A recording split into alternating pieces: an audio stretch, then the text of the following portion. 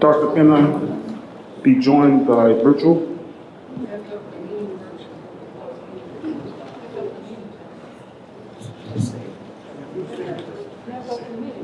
Read the statement. Okay. In accordance with the provisions of the Open Public Meeting Act, NJSA 10-4-6, PL 1975, C-231, S amended 2006, C-70, the Asbury Park Board of Education has provided adequate notice of the meeting by sending a notice of the time and date, location, and extent known, the agenda of the meeting to the Asbury Park Press, the new poster on January 8th, via 2024 via email. Copies of the notice has also been placed in the Administration Board, Bulletin Board, District School, Asbury Park Municipal Building, Asbury Park Police Department, and filed with the City Clerk on January 8th. As a school district, we will provide students with all comprehensive and progressive education where everyone possesses the skills and character to succeed in a diverse, evolving global society. Roll call. Ms. Clark? Here. Ms. Glassman? Here. Ms. Lisinski? Here. Dr. Maksud? Here. Dr. Penna? Ms. Ricks? Here. Mr. Rogers? Here. Mr. Grillo? Here. Mr. Saunders? Here. Black Sloop? I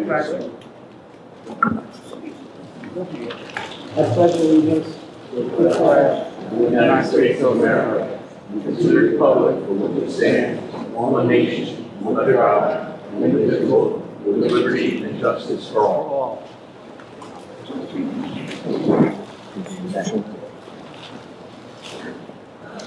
I would like to make a motion to have Dr. Penna be a part of the board meeting via Skype. Teams. I'll second that. Questions, discussions? Roll call. Ms. Clark? Yes. Ms. Glassman? Yes. Ms. Lisinski? Dr. Maksud? Yes. Ms. Ricks? Yes. Mr. Rogers? Yes. Mr. Grillo? Yes. Mr. Saunders? Yes. Motion passed.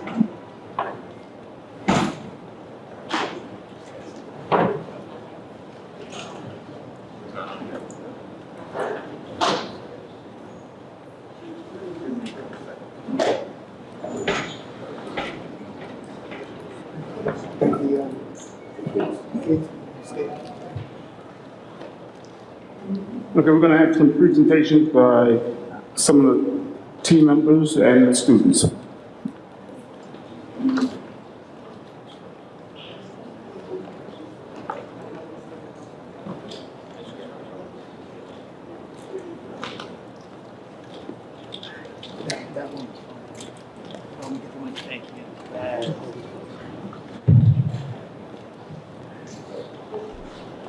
Okay, so we got presentations of staff, students, and athlete of the month for the high school. So Mr. Medina will present those. Mr. Medina? Yes.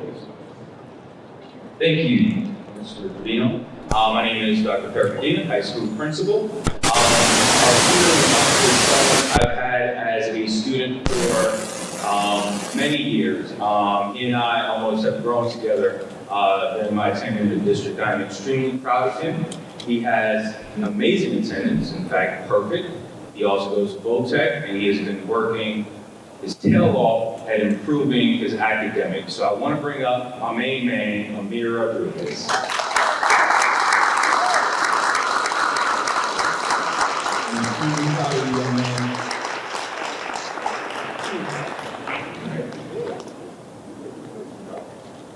Dad, come up real quick.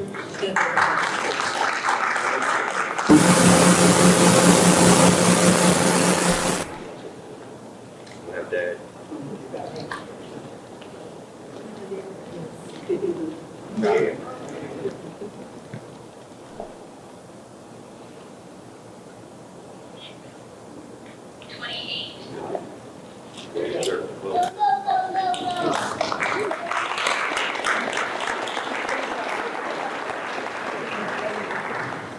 our student of the month, my athlete of the month, which may recognize because she was a student of the month previously, Leslie Montoya. If you please come up.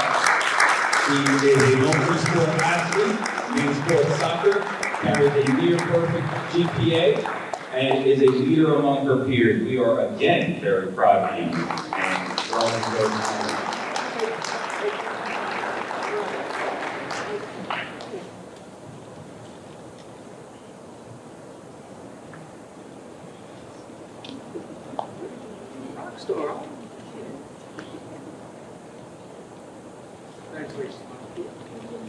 Ready, 1, 2, 3.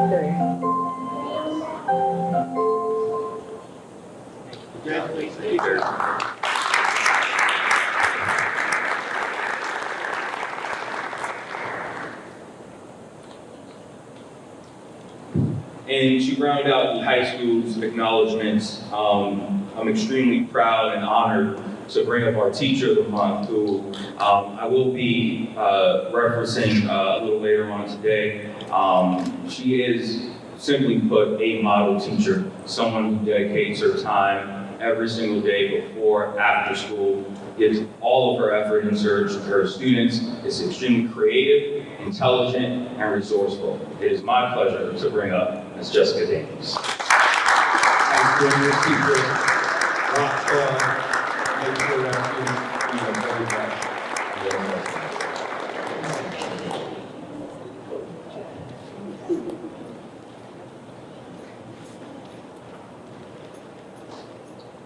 One, two, three.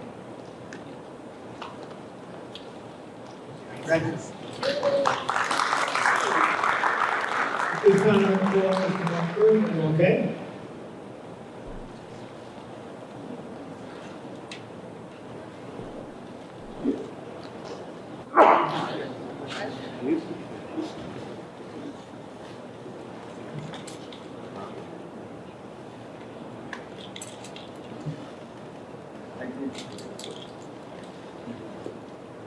Good evening.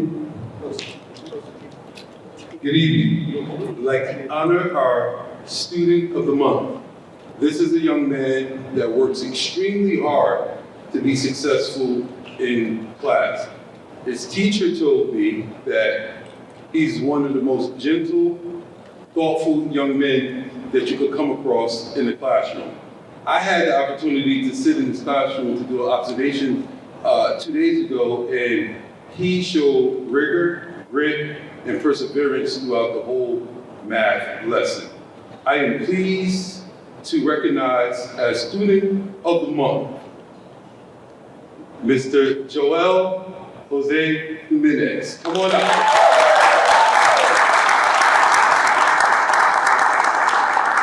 Please come join us for a picture.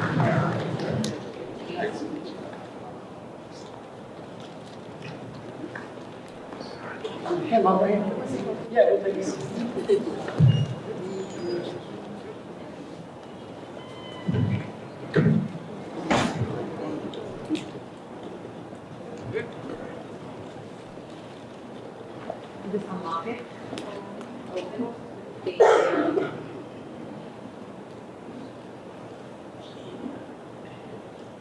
Thank you. Ready, 1, 2, 3.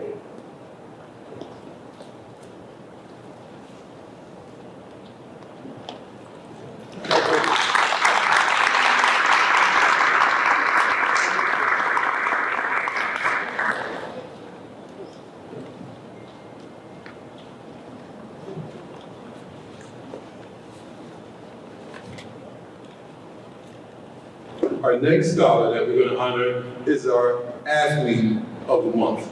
I reached out to our coaches and I talked to his coach. He said, hands down, always on time at practice, goes the distance during practice, supports others while practicing, and just overall sportsmanship when it comes to the sport of wrestling. I would like to recognize at this time Mr. Marvin Lazar. Come on up. He's our student athlete of the month. Just like his principal. Excellent job.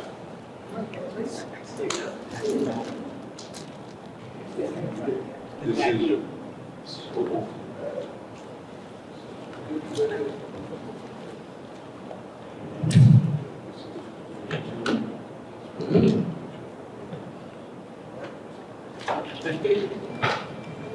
One, two, three.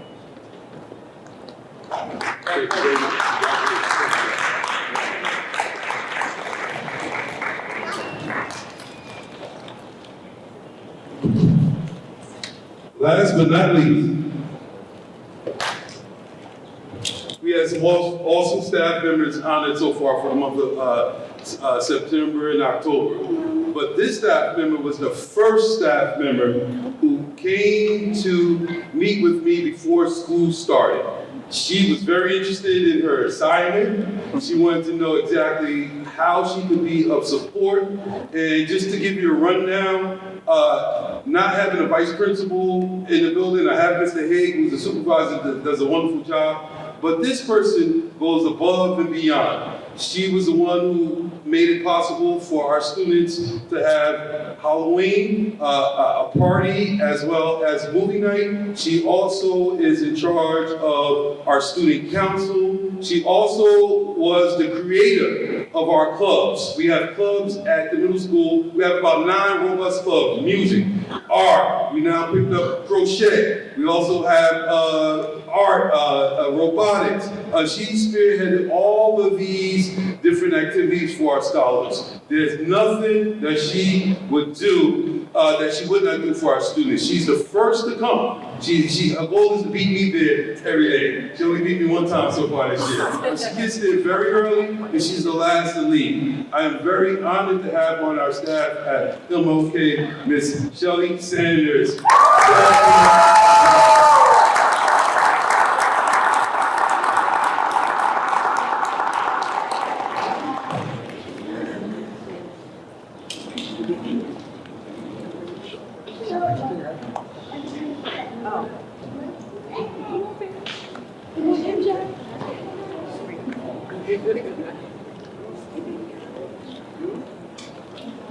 Yeah, I'll send it to you. I'll send it to you. Thank you. All right. Ready? 1, 2, 3.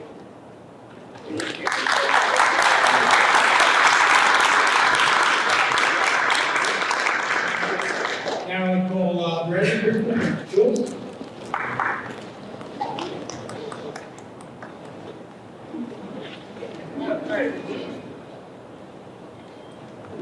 Good evening, everyone. I am Dr. Schultz, proud principal of the Bradley Elementary School. And tonight, yes, thank you. Tonight, I am delighted to introduce a 5th grade student who has received our Student of the Month nomination. Before I reveal his name, please let it be known on record that this young man is someone who is described by his teachers as being kind, respectful, responsible, and always willing to lend a helping hand.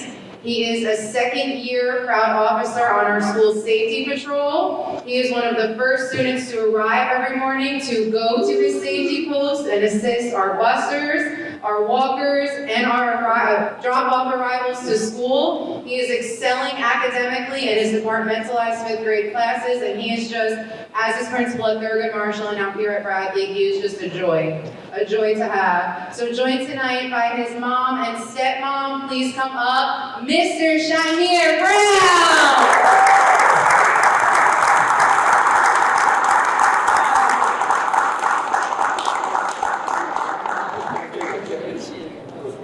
Yeah, he is. I read every word. He is such a joy. You sit right here. 1, 2, Thank you.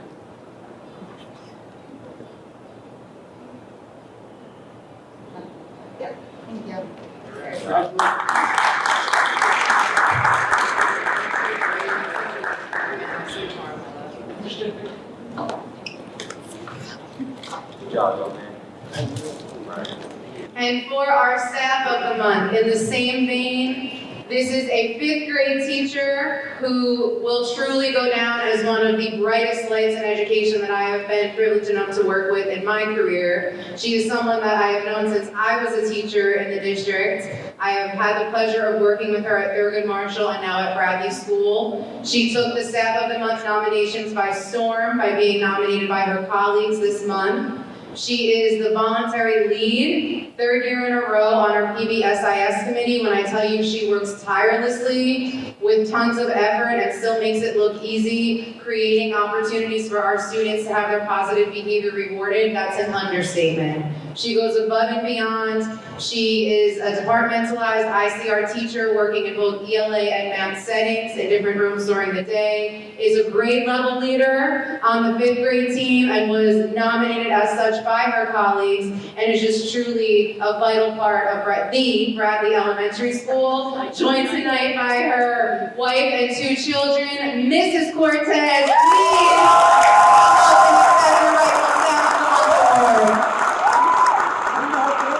Yes, family, please come up.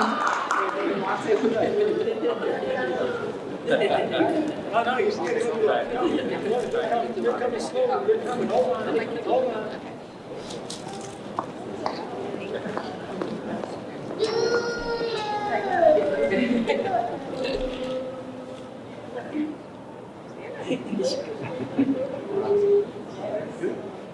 Congratulations.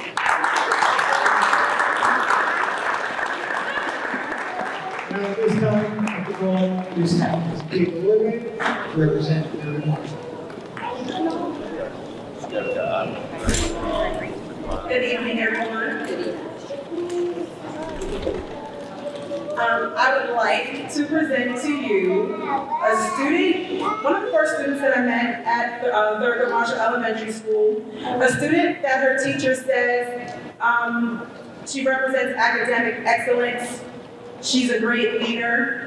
One thing that I noticed about her, she is amazing when it comes to school spirit. I call her my twin because many times during our school spirit days, we literally dressed alike. We were superwoman together. We had pajama day together. We did camos for vets, and we were dressed in fatigues alike together. So I call her my twin. So I would like to call up Destiny Rios.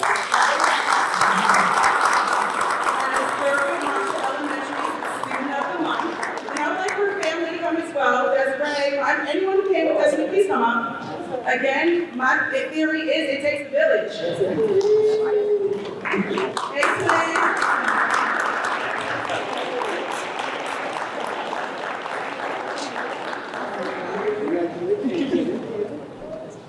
She's so gorgeous. Always. Right in center. And my little sister every morning, she greets me with, "Hey, principal!" Ready? 1, 2, 3. Thank you so much. Thank you so much. Next, I would like to recognize my staff member of the month. What I will say is, without this person, I'm not sure where Ms. Philhauer and myself would be. Learning from Dr. Schultz, I decided to allow the Thurgood Marshall Elementary staff to nominate their staff member of the month, who they thought represented us well. And I could not agree with them more. Thurgood Marshall Elementary School is still dealing with the aftermath of the flood. We are still moving classrooms right now just to make sure that we are up to code. And without this gentleman, I don't know where we would be. Mr. Dolan? There you go. Where are you, Mr. Dolan?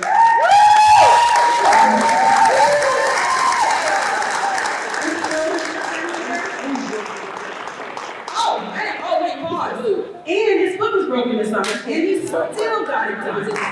Never talk me down, never. Can you don't want to come up? Can you please come up for a picture? I know you're shy. I don't like pictures either. This is for you.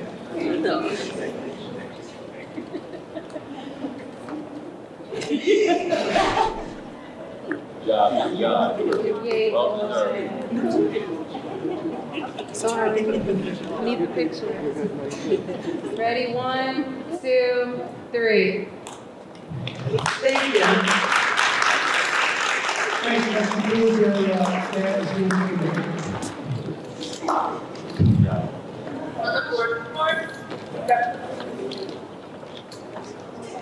May our membership with us? Thank you.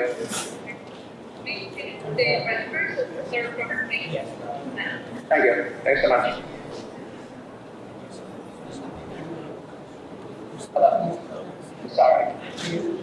Currently on the Board of Education meeting.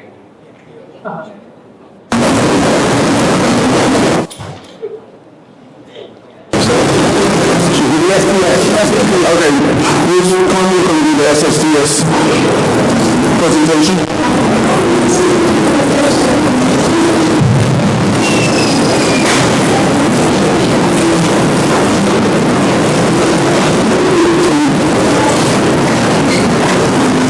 Thank you. It's going to be presented by Ms. Jackson Brown Myers.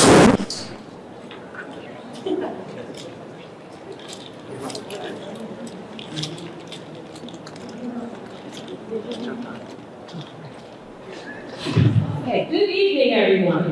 If you can recall, last spring, I reported the first reporting period. Tonight, I will be reporting the second reporting period for the Student Safety Data System. This is going to be from January 2024 through June 2024. Just to let you know, when you see the data that we have collected, there's going to be an explanation of some of the terms that you're going to see. You're going to see incidents. The incidents are the total, and the total they include violence, vandalism, substances, weapons, and HIV confirmed. You're also going to, when we talk about the violence, that could include assault, a fight, kidnapping, robbery, extortion, sexual assault, contact, and threat or symbol of criminal. When we talk about vandalism, it could be arson, it could be computer damage, damage to some property, false public alarm, theft, and trespassing. You're also going to see where it says other.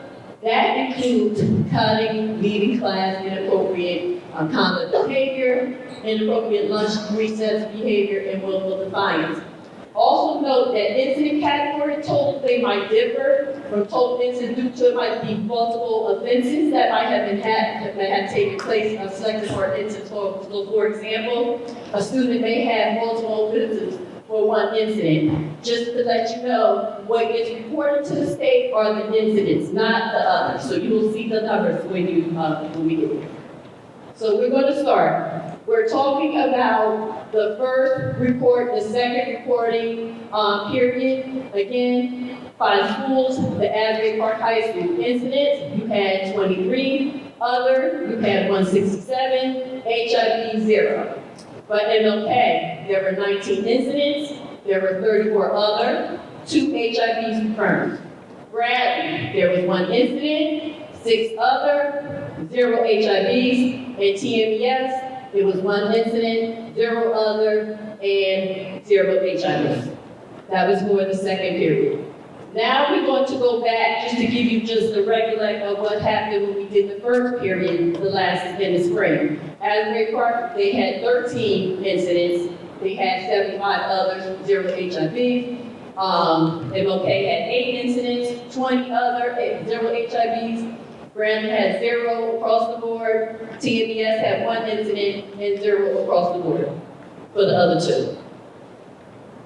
Now we are going to take it building by building. We're going to compare the period from 22-23 to 23-24 down. If you can see that the incidents had increased during the trend from the year to year. From incidents for the high school, it was up by 15.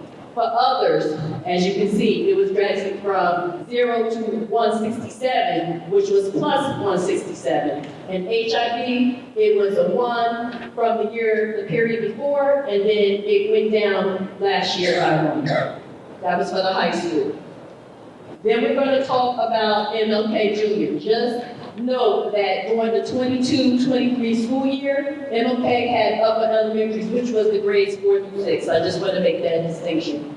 The incidence had increased by 14 for MLK. Other had increased by 34 for MLK, and HIV had increased by 2 for MLK. Going to go to Bradley. Incidence increased by 1 at Bradley. Others had increased by 2 at Bradley and 0 HIVs.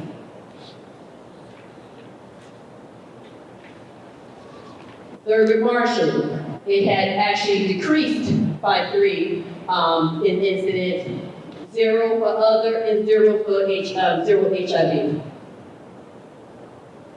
If we look at a 3-year comparison of our district, as you can see, from the 21-22, 22-23, and now, you can see how many incidents have taken place throughout the district. Incidents, we had 49, 17, 44, other, 109, 0, 207, and then HIV, this is total across the district, 0, 1, and then 2.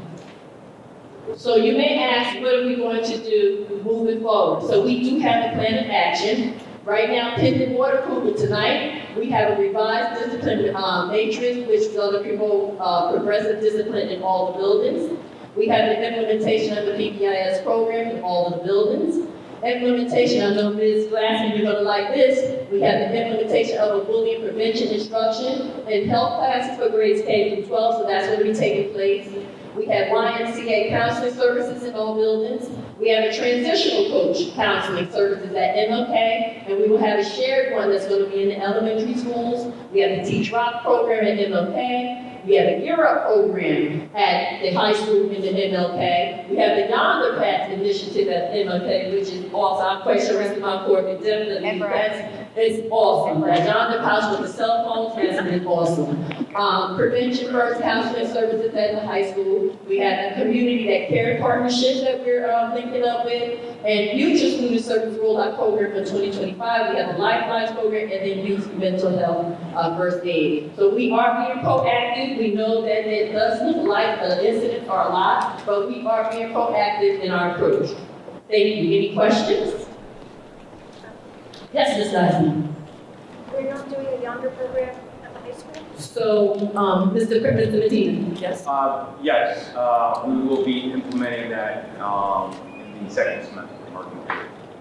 And Brad's implementing it now. Bradley is doing the Yonder Pouches now, as last one as well. Great, okay. Any other questions for me? Yes, in terms of the Lifelines program, what are details on that? Lifelines program. Something that we're going to be implementing this second. Yes. Any questions? Any other questions for me? Okay. Thank you. Oh, sorry, Ms. Glassman. No problem. Given the I don't, well, okay, I'm sure. Here? Yeah. Okay. Given the really large increase in the high school, have we done an analysis of why? I mean, just the reasons, not the categorization, but why do we see such a... Insubordination, student willful defiance, inappropriate behavior. That's what they fell on the other because they were referrals from because they were those are the infractions that were in willful defiance, insubordination, disrespectful like that. Those are the incidents that were taking place. Are we classifying things differently or reporting differently that we're capturing some more?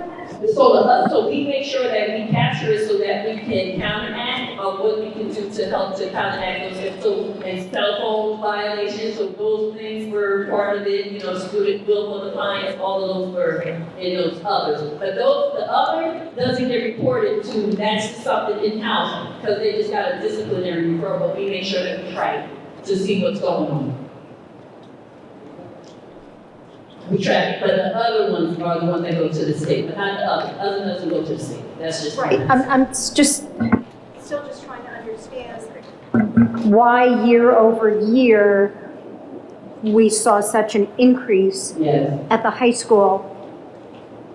Maybe, so that's why we're making sure that we put some more positive, positive things and positive programs in place. The fact that a big one is even with the disciplinary matrix, making sure it's progressive so that before a referral is even coming across the desk, that the staff member has to do some things in between to make sure we counteract that behavior. That's why it's so important that we revise it a little bit, because there's some things that staff members need to do before a referral should even go to before a student is written up. So we're making sure we're being proactive and we're being progressive in the discipline, not just write the students up. We need to do some things. We have, as an instructor, we have to do some things before that student is disciplined.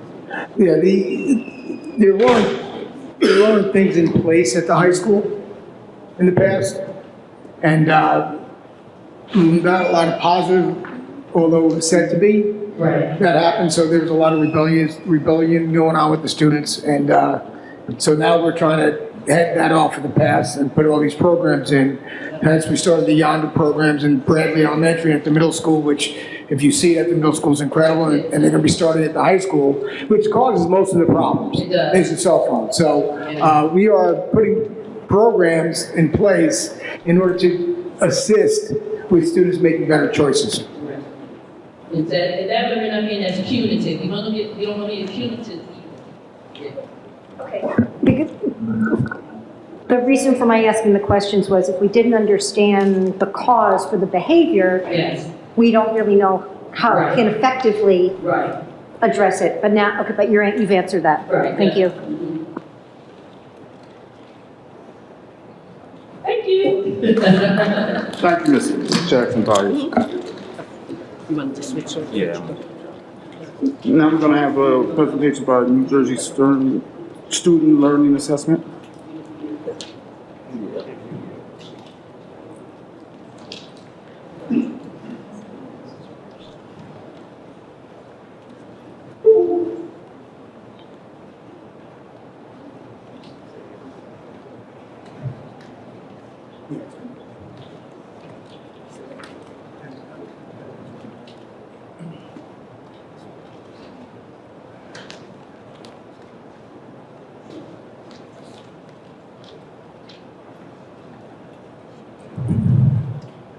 All right, good evening. I'd like to acknowledge Mr. Ruiz and Mr. Rubino for allowing me to kind of fill in for Mr. Ruiz as he is away. So, oh yes, please, thank you.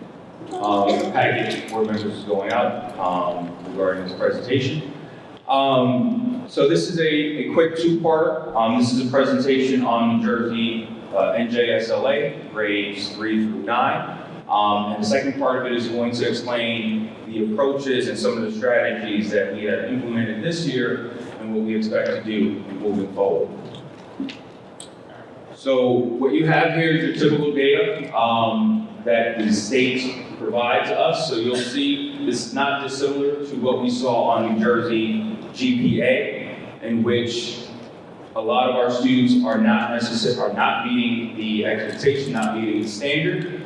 But when you take a deeper dive into this data, you're going to see and recognize a couple of trends that I want to highlight because it does show the potential that we had given the right instruction, given the right environment, given the right services. So when you look at grade 3, as far as meeting and exceeding, you can see that we're at 7%. You can work your way down the 2024 column. But I want to point out, we look at the column meeting expectations and find grade 7 in 2022. You'll notice that they performed at a 6% level.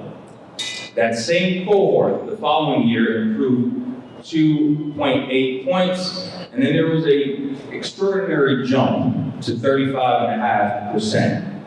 And I do want to acknowledge the staff member who really hit that off and made that a possibility. That was the high school staff member of the month, Ms. Daniels.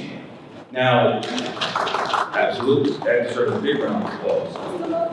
So the reason for that, and there are several, the right conditions, a teacher who is committed, which we have a lot of, but also the right approaches, the right strategies. And I'm gonna go through this regular data, but I do wanna preview one thing. Ms. Daniels is an example of a staff member who went beyond data 1.0, data 101. Something that we do a really good job of is collecting data and understanding it. Ms. Daniels goes well beyond that. She is upgraded to that 5.0 Android or iPhone version, whichever one you like to use, but she gets how to nuance the data in real-time instruction.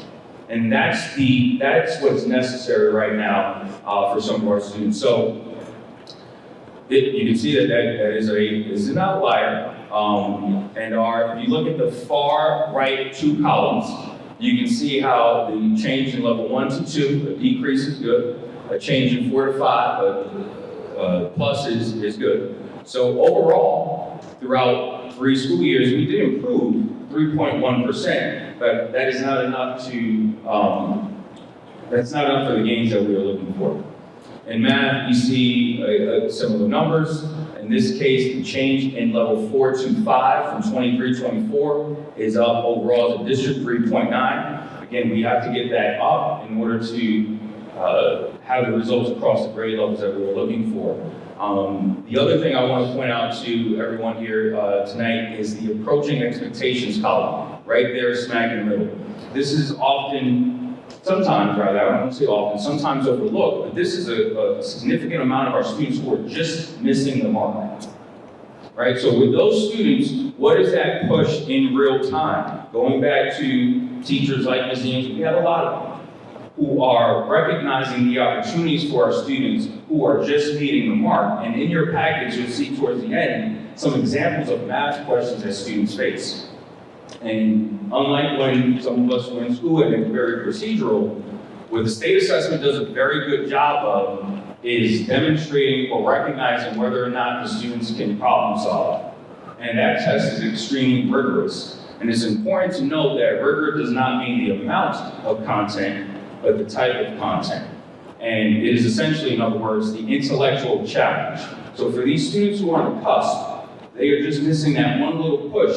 And the data suggests that it's not necessarily in just a basic standard, but in the question type. And again, you'll see some of those examples towards the end of that packet. And I want to credit Mr. Nunez for pulling that out for me, because this is going to demonstrate where some of our actions need to be focused. Science, tested in grades 5, 8, and 11. This is our lowest performing tested area. You can see that our proficiency level is 2.7 overall as a district, with 8th graders across the span of 3 years, none of them passing the test. Again, this is not indicative of what our students are capable of.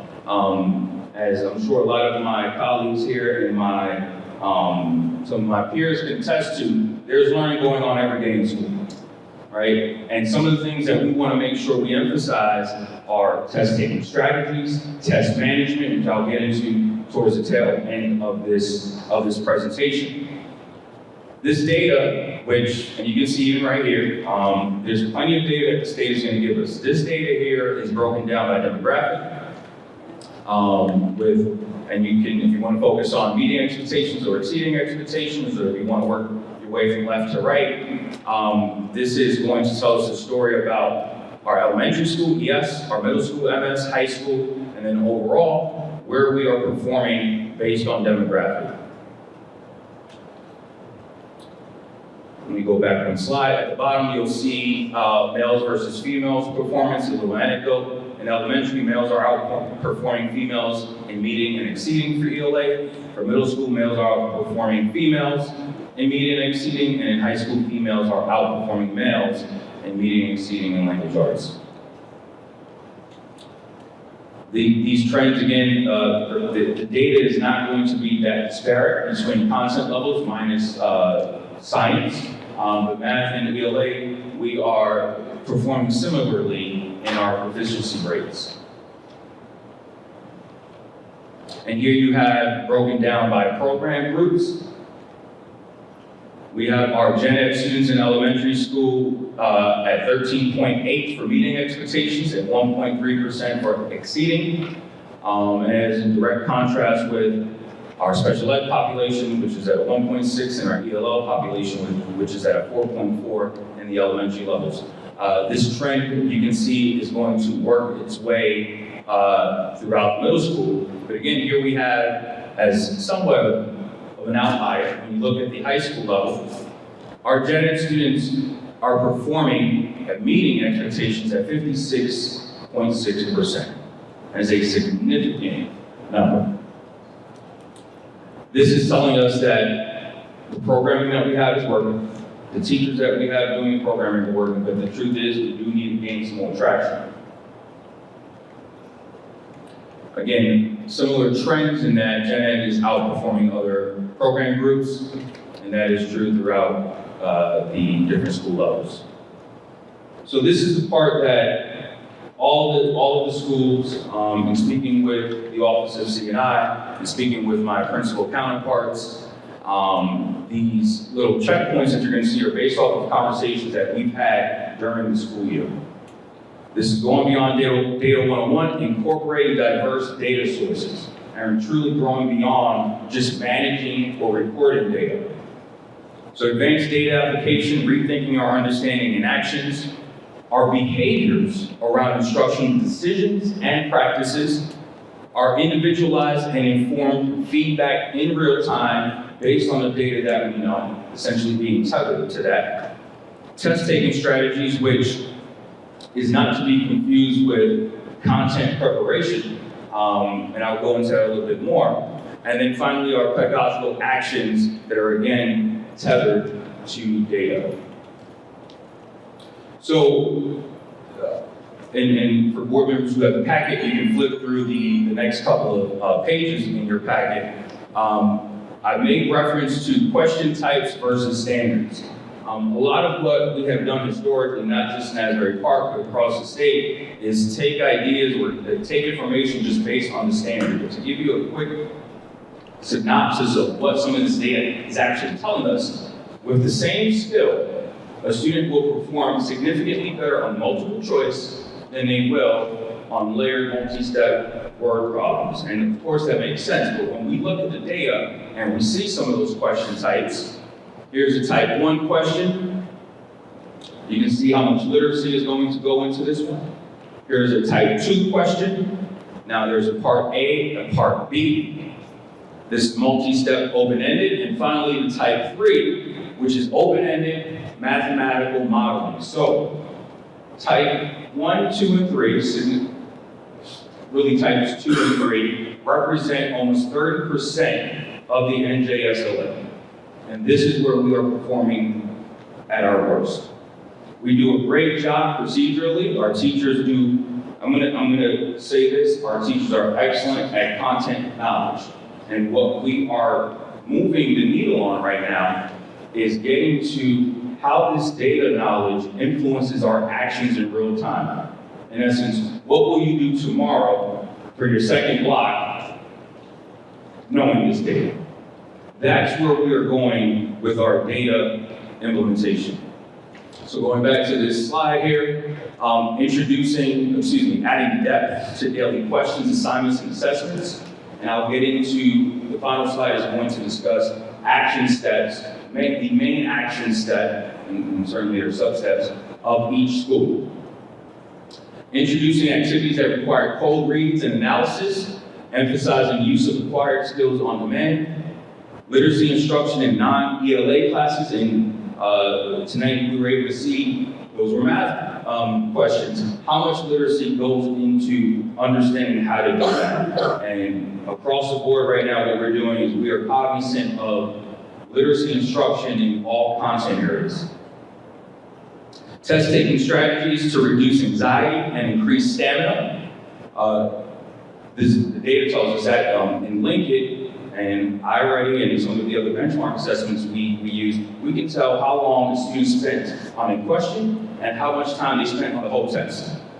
And there is sometimes a breakdown in stamina and a breakdown in test-taking strategies, recognizing whether or not you know the answer right away versus spending too much time on that one question, inevitably losing time out on the assessment. That represents a significant portion of our non-proficient test takers. And then finally, our practitioners' awareness of skill deficiencies and their own actions to address them in real time. Again, going beyond just data collection, knowing what the data is saying about the types of questions you should ask in your class, knowing the type of assessments you should be taking, is going to be how we move the needle. And finally, the action steps by school. The high school lesson activities and assessments will be structured to reflect the format and complexity of NJSLA and NJGPA, effectively preparing students for high-level questioning and promoting familiarity with test demands. Middle school set initial student-specific goals based on Lincoln and iRating results, and this is just one main goal. The Small Core has several. Bradley, focus on tiered academic supports through implementation of differentiated instruction and one-to-one devices that will provide all students exposure to daily test prep activities. And Thurgood Marshall, focus on student reading, comprehension skills, utilizing Wilson reading, and U-Fly. So that will conclude this presentation from the Office of CNI. I can take any questions. I have a question. I don't know if you can hear me. I do have a couple questions. Of course, I'm interested in the science scores here all the time, and historically, through the years, for some reason, the higher the grades, the lower the scores, and they continue to drop as the children get older. What is the reason you suppose this is happening, and is it because of the literacy? Is it because they lose interest? As students do get older, sometimes they lose interest if, the programming is not stimulating to them. Any overview or any idea from anybody? Yes, in fact, today in an IoT meeting, one of our teachers, shout out to Dr. Bedward, gave some significant insight into why that might be. And unfortunately, the business of education is slow moving. She expressed this idea that when HESCL was around, HESCL was about 2 generations ago or 3 generations ago for the test taking, the curriculum mapping matched what was being tested on HESCL. And right now, and I gotta be honest, it was refreshing to see and hear our teachers talking about this, taking a look at what the curriculum mapping is and how it is related to the current NJ GPA assessment and what has not been covered because of some of that curriculum mapping. And this was insightful information. But I think, Ms. Lozinski, I think some of the other points about students being disinterested are still valid. We are working on a different way to do some science fairs this year. We have Mrs. Nunez really heading that charge. So the points that you made still contribute to the low test scores, but what Dr. Bedward brought up today, I think is worth visiting. And this is something that, I'm very proud that we can tap into our teachers regarding this analysis. And just one other question. I was noticing some of the trends, like with English language, arts, and mathematics, and it seems that from 5th to 6th grade is a drop, and from 7th to 8th grade there's a drop. Is there any kind of explanation, or is it just kind of not sure about? For ELA? Both math and. Yes. So for math, there is a significant jump in content when you move through those grade levels. And math, more than any other subject, is scaffolding. For ELA, the tests become a bit more complex, and there is not necessarily anything that is absolutely glaring as to why the trends are saying what they're saying, but if we're just looking at the content of the assessment, the ratings for the ELA assessments do become a lot more rigorous, or challenging rather. And for math, again, more than any other subject, the prerequisite knowledge is necessary for those. So that would explain for math, at the very least, the decrease in numbers.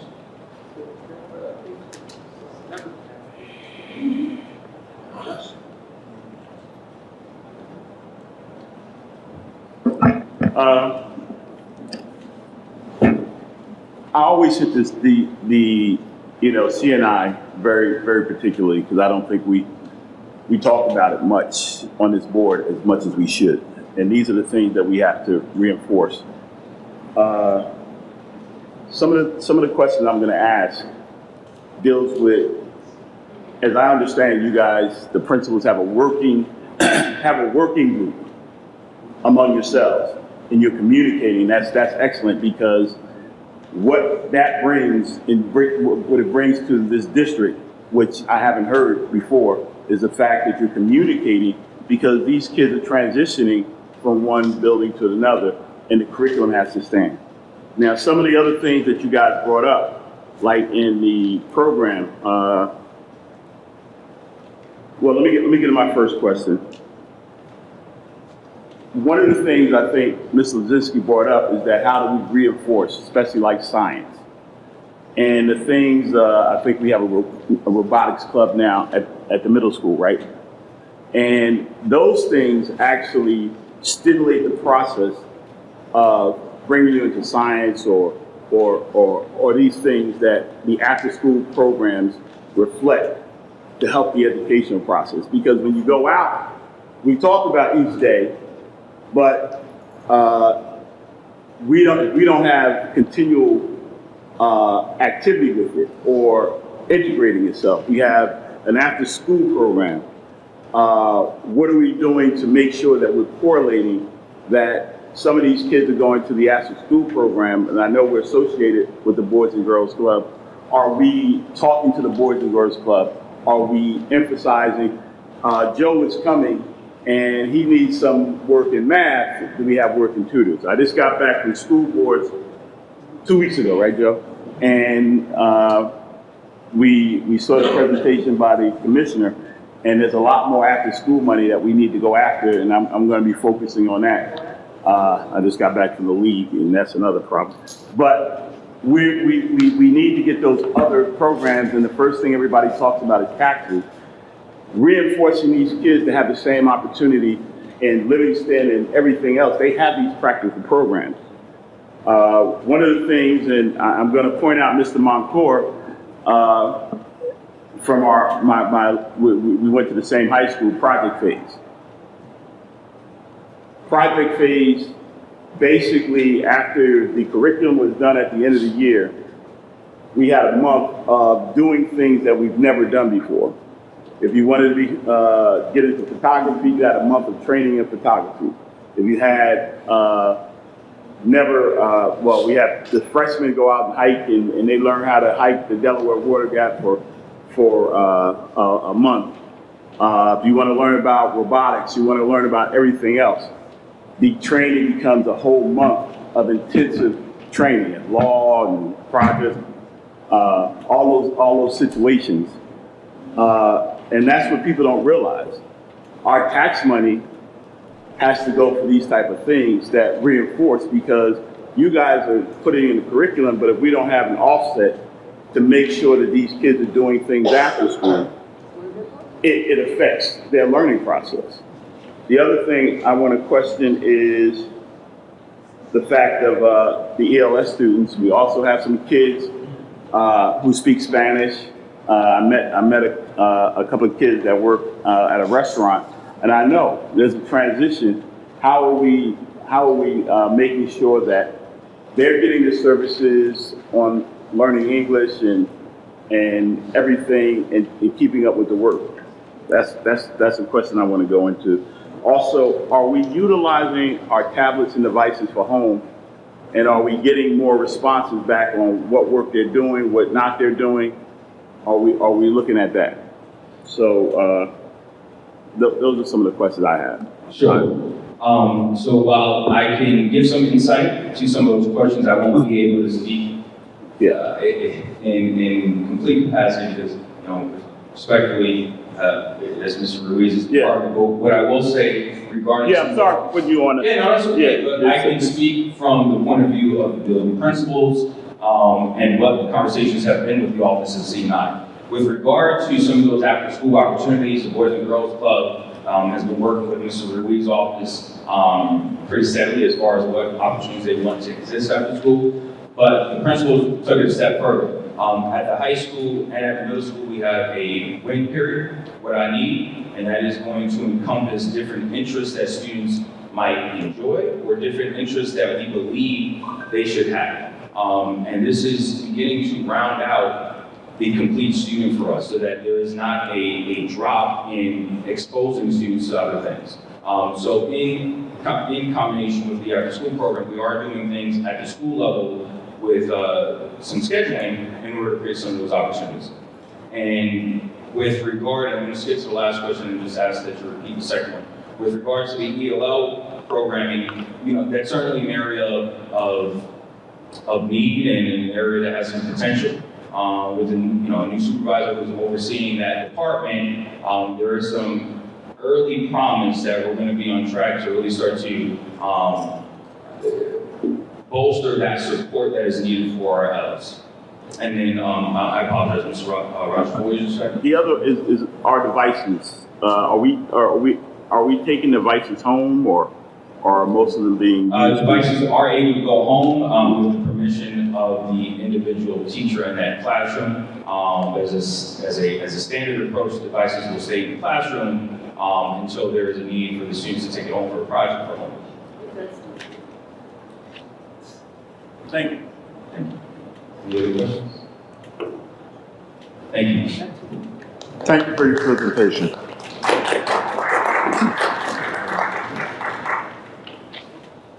Now we're going to move to reports of the committee chairs.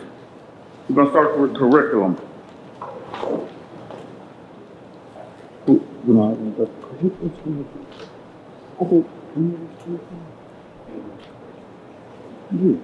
Okay. So we're going to do policy. Policy chair. Dr. Penna, I have the notes. We have first reading on November agenda, the Student Discipline Code of Conduct, and we are doing the first reading for the school parent and family engagement for Bradley Elementary School. Thank you. Athletics.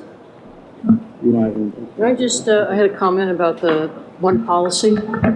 I had mentioned, I wasn't at the committee meeting, but I had mentioned to the committee that the policy, oh God, where is it?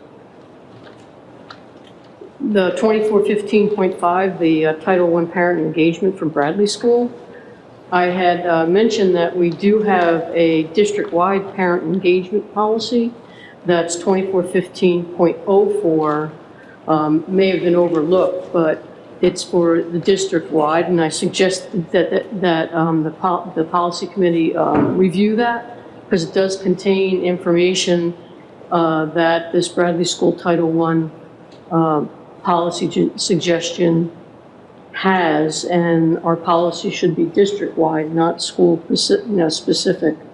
So I don't know if anybody went back and looked at 2415.04, which is a district-wide parent engagement. It was adopted September 22nd. 2022, I mean, September 2022. You can renumber it if you want, or, combine the two, but to have a policy just for the one school,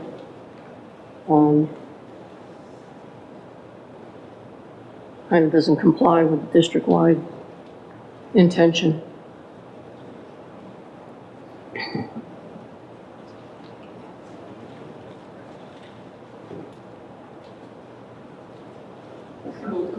we have questions, comments? Any other questions or comments? All right. Excuse me? Okay, we can do athletics next.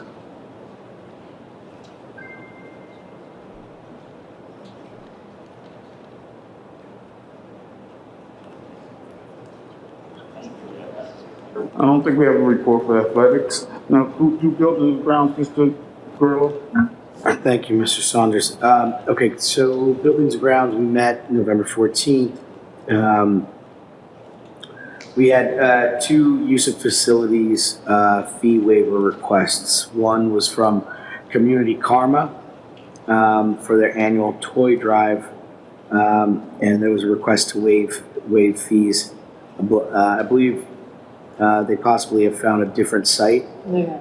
So, and then there was one from the Asbury Park Police Department for November 23rd, the 30th, and then December 7th, 14th, and the 28th. Asbury Park Police Athletic League's girls. Sorry about that. There you go. So, yeah, the Asbury Park Police Department, and they had a use of facility fee waiver request for their PAL girls basketball program for MLK Middle School. And they had a request to waive fees.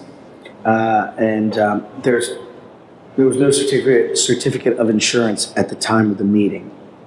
And then we also discussed custodial staff, if they're permitted to work on Saturdays, having a Tuesday to Saturday shift would help us with not having to pay overtime. So that was part of the discussion, but I don't know if there was any follow-up with that. There was with the supervisor of buildings and grounds. He just has to reshuffle a couple of the his staff members and waiting for a couple to come back from leave of absence. But it is doable because the director of athletics with winter sports coming, they will like to practice on Saturdays. Right. So there's a possibility that we can do a Tuesday to Saturday. Okay. He's going to let me know before the season starts. Okay. All right, great. That concludes my report. Finance? Anybody say finance? Okay. Okay, we met on the 14th. Ms. Brown updated us that we still have not gotten a response about the use of the $1.2 million of preschool aid, but it appears to be looking more positive. She's working with the teachers union to set a date to start those negotiations. The negotiations committee separately is working to conclude the matter with the administrators union. They are beginning the process to tee up the process for the 2026 budget preparations, but that has not begun in earnest yet. And again, the majority of our time was spent talking about charter schools and College Achieve. College Achieve continues to ignore our requests for the documentation with respect to the residency of those students it claims are Asbury Park's residents. And I will say again, for the benefit of this board and the public, that this board has acted unanimously to vote down funding for College Achieve to the extent that it fails to provide documentation on the residency of its students, the way every other school and every other student in our district abides by. The monitor has overturned every decision that this board has made. Our demands have been ignored, our concerns are dismissed, and the actions of the monitor, the county superintendent, and the Department of Education in failing to meet with us is both disrespectful and does a disservice to this community because it continues to impair our ability to provide a thorough and efficient education for our children. And I will keep saying this at every single meeting until this is resolved.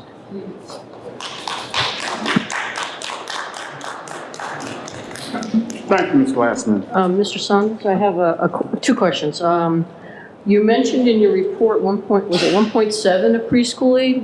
What's the intent of using? 1.2. What's the intent on using that money? What is the district trying to do? Ready? The superintendent or Ms. Brown could answer.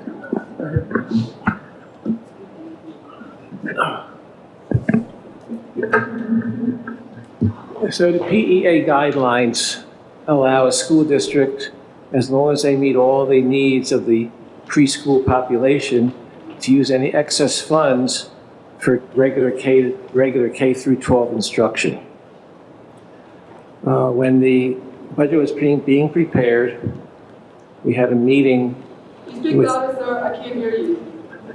when the budget was being prepared, we had a meeting with people in the Department of Education, and we had received a verbal approval to include $1.2 million in the budget, which the district did.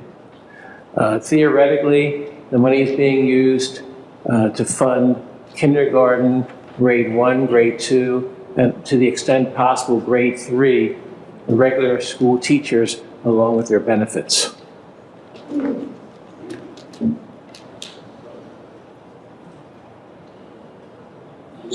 So the 1.2, I don't understand where the 1.2 goes to. You want to move 1.2 million to K to 12? 1.2 million will be moved from the PEA budget to the general fund. Well, what would happen, I'll go back to that question later with the other numbers we have in our agenda for pre-K estimates. I'll go back to that. Thank you. Any other questions, comments?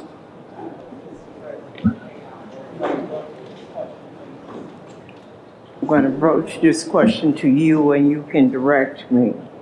Mr. Wayne Autry, XY, President, Director of Educational Activities for Zeta Epsilon Lambda, Chapter Alpha Phi, Alpha Fraternity Incorporated, Director Service for All Foundation, reached out to the board in September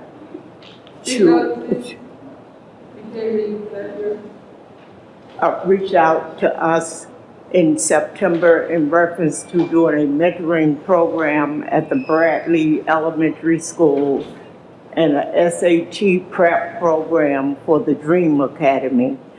And he's been trying since September and he's got no response by phone or in writing.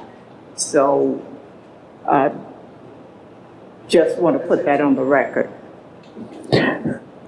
Yeah, so I have looked, my secretary have looked for emails, as you asked about it on Saturday, directed me to look for it, and we have not found those emails. Okay, so like you directed me to look, so I looked for you. Okay, I do have a copy of the letter. That's why I asked you if you wanted me to forward the letter to you, and you said no, and the letter was dated in September. I said, no, let me look for it, correct. But you can send it to me, all right? I'm not directing you though, but you can send it, thank you. I'll do that tomorrow. Can we also have a phone number for him, so that way? I have to go back and look, but I have his contact information. I'm not sure I have his phone number, but I have it. I'm not sure I have his phone number, but I have his email address.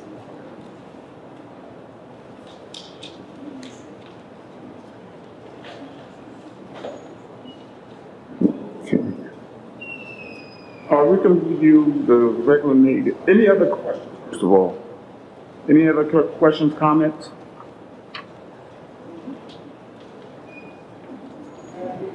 Has everyone had a chance to review the regular agenda items? Any questions, comments?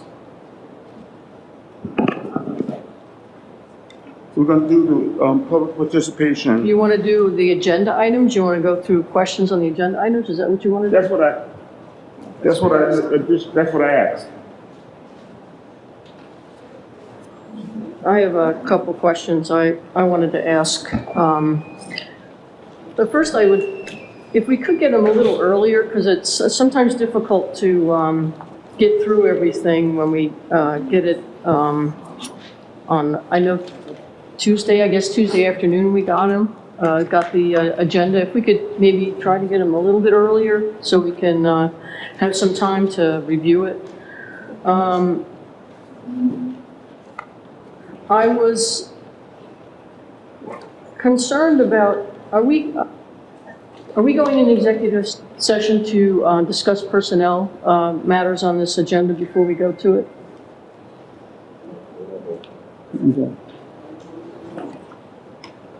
Because we have some information on B4 that there's been a reduction in workforce, and I was wondering if the people affected were riced or not.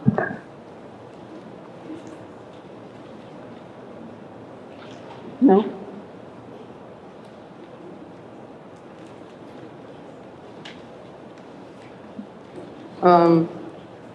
So they weren't riced, so we can't discuss the reduction in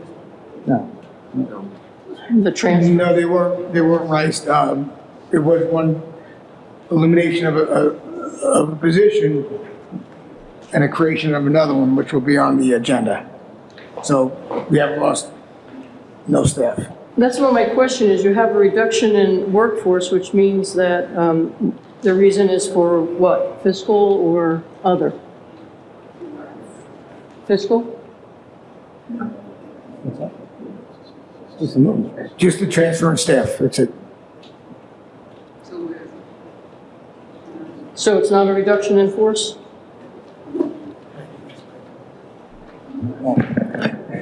So what we have is on page B4, item 11 is a reduction of one position, but then item 12 is a creation of a position, so it's a net of 0. So it's not like so it just nets out to 0. I understand, but it appears that some of the people that are being moved actually affects their employment. So I don't know why they weren't riced. It's my understanding that there has been no change in salary for any of these positions. There may be no change in salary, but there's a change in quite a change in their duties. You have someone who's the child and fiscal specialist and account clerk who has been in the job for 18 years, real good at her job, and then she's getting transferred to a customer service representative in the tech IT center. Actually, that title has been adjusted again, and she's being put into. She's going to have the exact same title except to use that words preschool. I'm sorry? It will be the exact same title except without the words preschool. Still going to be a clerk/fiscal specialist, just not a preschool fiscal specialist. Didn't we just eliminate a position in IT for the reduction in workforce for fiscal issues? No, she resigned at the ITC. That wasn't a reduction in force. So she will be filling in for that spot. You're talking about? I just want to caution the board members. I mean, we're talking about individual employees in public without giving the person notice. I'm just throwing down out the caution flag because to the extent that we're going to be talking about individuals and their employment, that discussion should be done after a rice notice is issued and the person has had the opportunity to determine whether or not they want to have their employment discussed in public or in closed session. So to the extent we're talking about individuals and individuals' positions, I'm just cautioning the board when we talk about people's work histories and performance and things like that. And that's why I asked if they were riced, because... They were not riced. Mr. Gerbino indicated that they were not riced. All right, for example, let's say hypothetically you're a confidential employee in central office. You're not on a guide. You're not in a union. You get transferred to a job that is now in the union as a salary guide. You exceed the salary guide, but you now no longer benefit from the central office raises per year, percentage-wise. You are now in a collective bargaining agreement where you may not get a raise. It may not be, when the salary guides are put out, you may not be so able to get a raise. So it does affect, that sort of situation does affect the person. And I think, you know, when we're talking about moving individuals and quote unquote a reduction, but not really a reduction, I think people should be right so that we can talk about it freely and find out what is going on. First of all moves were vetted through council before any moves were made. So all moves are proper.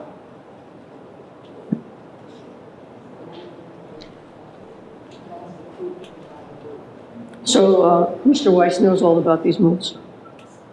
My partner, Ari Schneider, who is a labor specialist, reviewed everything with Mr. Gerbino, gave Mr. Gerbino recommendations. I'm concerned about this. I have a real concern about the impact on some of these moves. Because we're not eliminating staff, we're adding staff.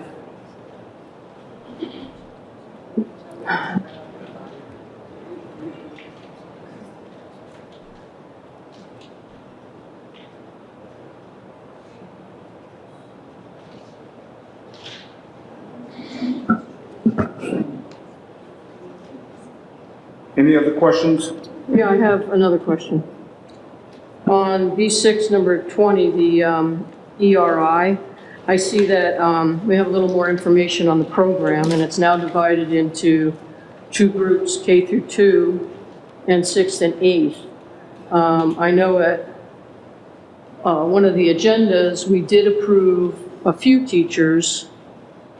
Do we know how many teachers are going to be working both or either groups, and are they different teachers, or how the schedules work?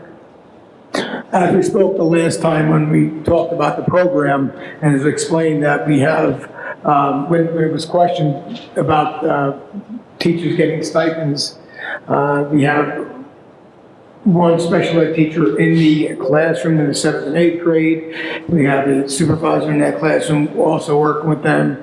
And we have teachers that will come in, give up their prep period, and they work 40 minutes teaching all their core subject areas. That was discussed at the last board meeting, explained. And as far as the K1-2 program, we're looking one teacher, these are as a special ed teacher that runs an ERI program already. Well, we're looking for a special ed teacher that would run our ERI program.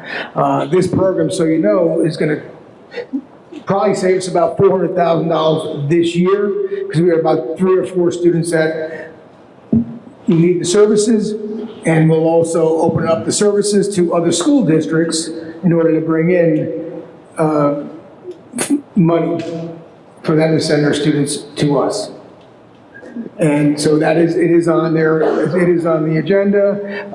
There's also the program, the ERI program had to be put back on only because the county who approved the program just said, hey, just reword it here and it's perfectly fine. So that's why it's back on the agenda. Thank you. Do you have any students from the bringing any students back yet? Just a question of... We have students that are in need of services. That's all I really can say. And I thank you for our account number, and there is a cost, and I appreciate that they're now added to the program.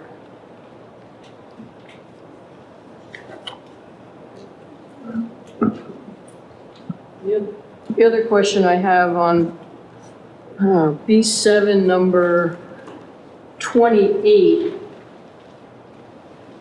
there wasn't anything attached to the agenda in relations to what this is, what a company, I guess it's a company, Pathway to Excellence. I can't find any information on that company. some early childhood program at $24,000. Is there any information on Pathway to Excellence? Because I could not find a thing on it. Is it 28? 29, I'm sorry. Okay, through PEA funds, they are able to bring in a consultant to work with the teachers with their programming and also with the academic piece. So they're able to bring this company in to do the work. It's one person that will be here for the remainder of the school year, enforcing what we're trying to do at pre-K, which is work on student reading skills that will lead into K1 and 2, so we prepare them for the next level. So that's what that program's for. Do you have any information on the, it's a person or a company? It's a company, but it's a person, yes. Where are they based? They're based out of North Carolina, I believe, and they're coming up. Do you have any information on, because I can't find a thing? I can get you information on that. The other thing I wanted to ask, I see on 28, we're doing Wilson Reading. There's another cost there. But I noticed on the bills list, and I don't remember approving Wilson, it's Wilson Literacy or something, that it's $100 and something thousand. Wilson was approved, I think, back in the spring. I think it was, the fall, sorry, it was in the fall, It was approved in the fall. This extra money, what happened was, they forgot to add the pre-K program on there, so we had pre-K is purchasing the program also, as well. But that was already approved prior, like it's maybe September or October. I didn't see anything on October, and the only thing I remember is we did, Mr. Ruiz was here and explained we were just doing first grade. I asked the question, is this more? And there hasn't been anything on the agenda since, but there's 100, and I just didn't know what the $102,000, or I'm not sure, I don't have. I am 100% certain that it was approved. In fact, I made the school district go out for an RFP to receive proposals. And the proposals came in, and Wilson was awarded the contract. I just forget which meeting it was, but I would never allow the purchase order to be issued. Was it on the agenda? Which agenda? We discussed it in a curriculum meeting. In the early fall. I think it was in September. It was September, yeah. I didn't see it on the agenda. I didn't see it on the agenda. That's why I asked, because I looked back just to review. Was it? It was in the business section under award services. It was a RFP. It was for Wilson, and it was iReady. It was both. Is this 21.7 also included in that? Is 21.7 also included in that, or is that extra? That is extra, and that's just for preschool. Okay. Yeah, like I just explained, pre-K was left off. Pre-K was left off accidentally, so we had to use PEA funds to bring it in. Okay. Let me see if there's another question.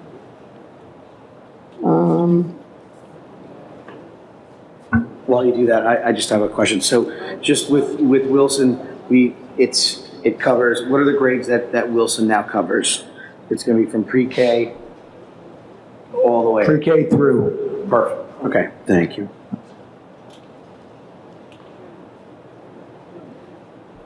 Just one more thing, since we can get through the agenda if I have one more question.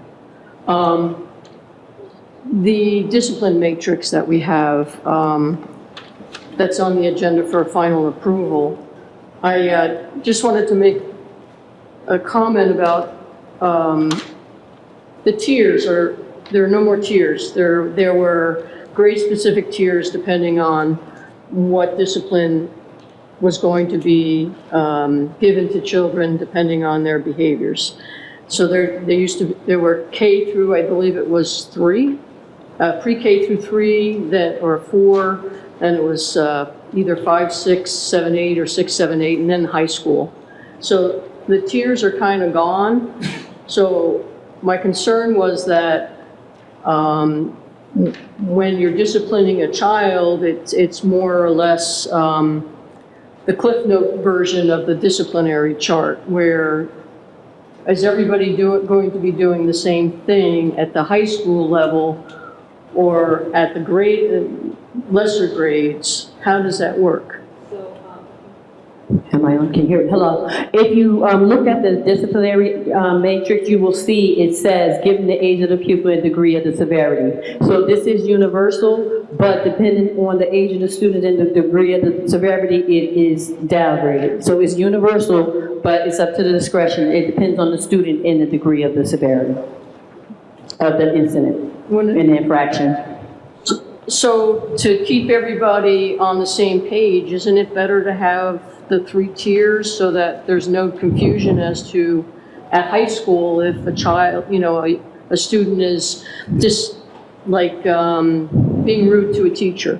It's different than a kindergarten child. But remember when, like I said during my presentation, we are focusing on progressive discipline. And so it's still things in place that the adult or the instructional person has to have in place.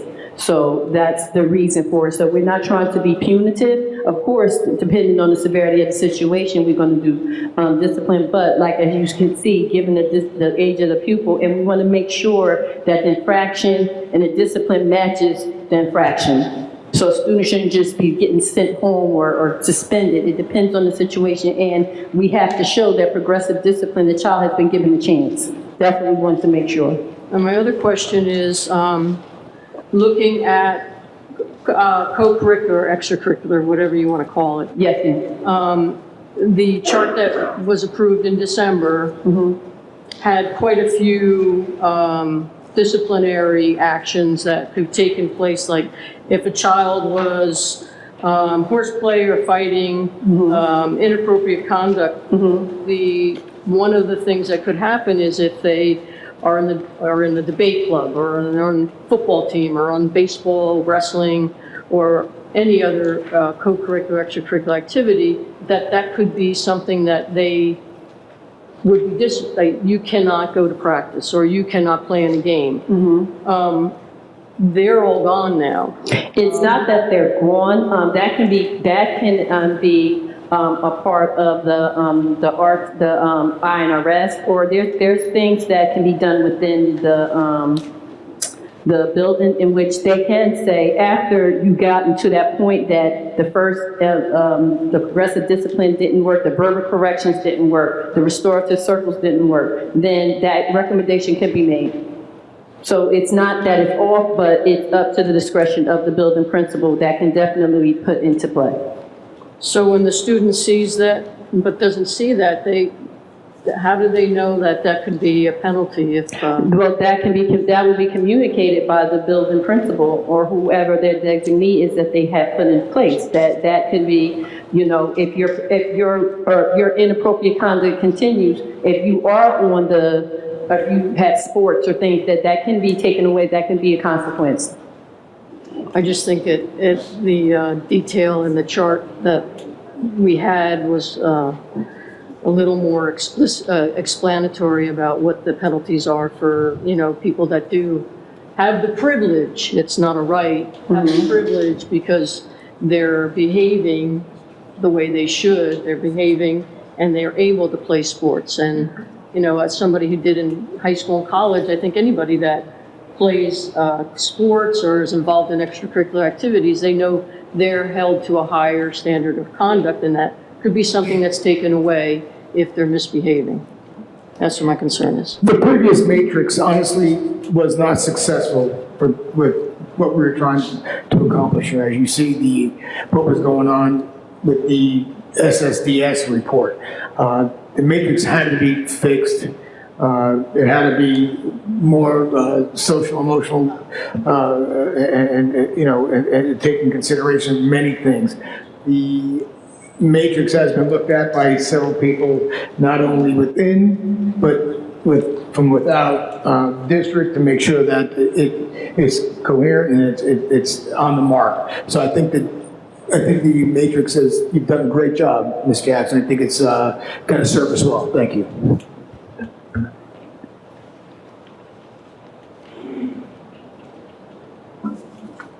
Ms. Lizinski, do you have any more questions?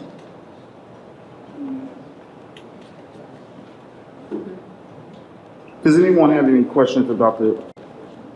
I have a couple of questions, very simple questions. I noticed that we are losing a music teacher and an art teacher. And I was wondering if we did an exit interview as to why they were leaving. They're still current employees, so we can't discuss that right now. The answer They're is still current employees. okay. My other question is, it's B6, item 19, about the life skills new curriculum. Isn't it a little late in the year to develop a curriculum for life skills? No, it's not late. We had to do some review of what we had in place. And it's actually the right time to get it in now that we have everything in the special ed department moving in the right direction. Previously, things were a little disheveled in the special ed department, and we had to clean things up. And I believe getting this program adopted now and approved would benefit our students greatly. So I think it's perfect timing. My last question concerns page B7, item 30 and 31. Now, I just want some clarity. We are asked to vote on the compiling a comprehensive equity plan, and then at the same time, we are asking to approve its submission.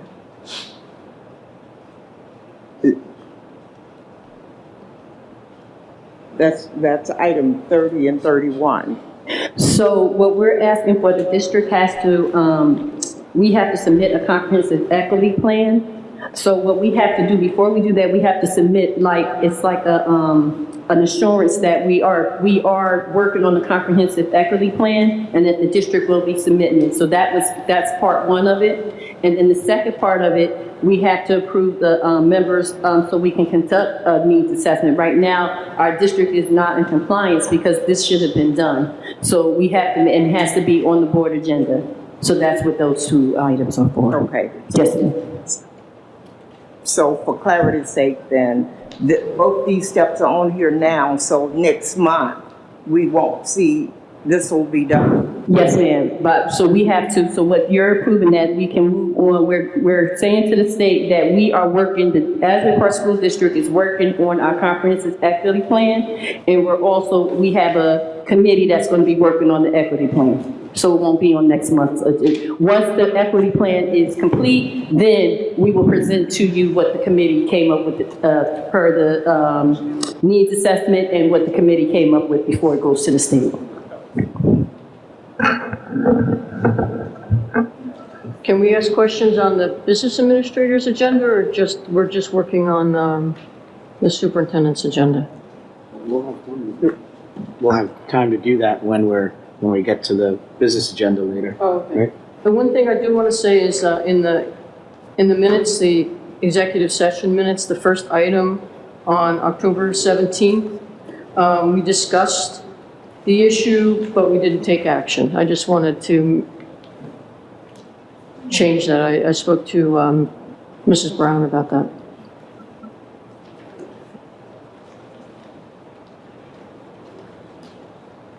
Last month. Did you get this?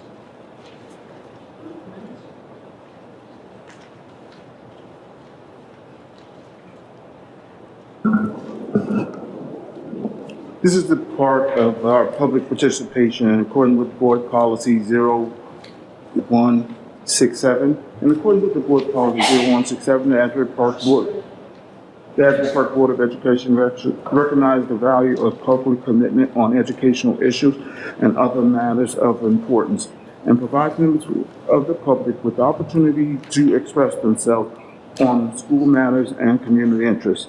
The public commitment portion of the meeting is not a question and answer session, and all public comments shall be directed to the board president or presiding officer of the meeting. Members of the public who wish to make public comment must be recognized by presiding officer and provide his or her name, municipality of residence, and group affiliations. And applicable with all public comments shall be directed to the providing officer. And all right, hold on. All public comments are limited to 3 minutes in duration. Members of the public who do not follow the foregoing rules or interfere with the orderly operation of the board meeting will be removed from the meeting. Public. Education speech therapist, district, Union County. I kind of want to take a comment. I know there was a presentation that Mr. Dina made, and just conversations I've had with other educators and just some things that I observed along the way. I think some of the discrepancies in the scores, some of the concerns, have a lot to do with a couple of things that I jotted down. So consistency in the curriculum, right?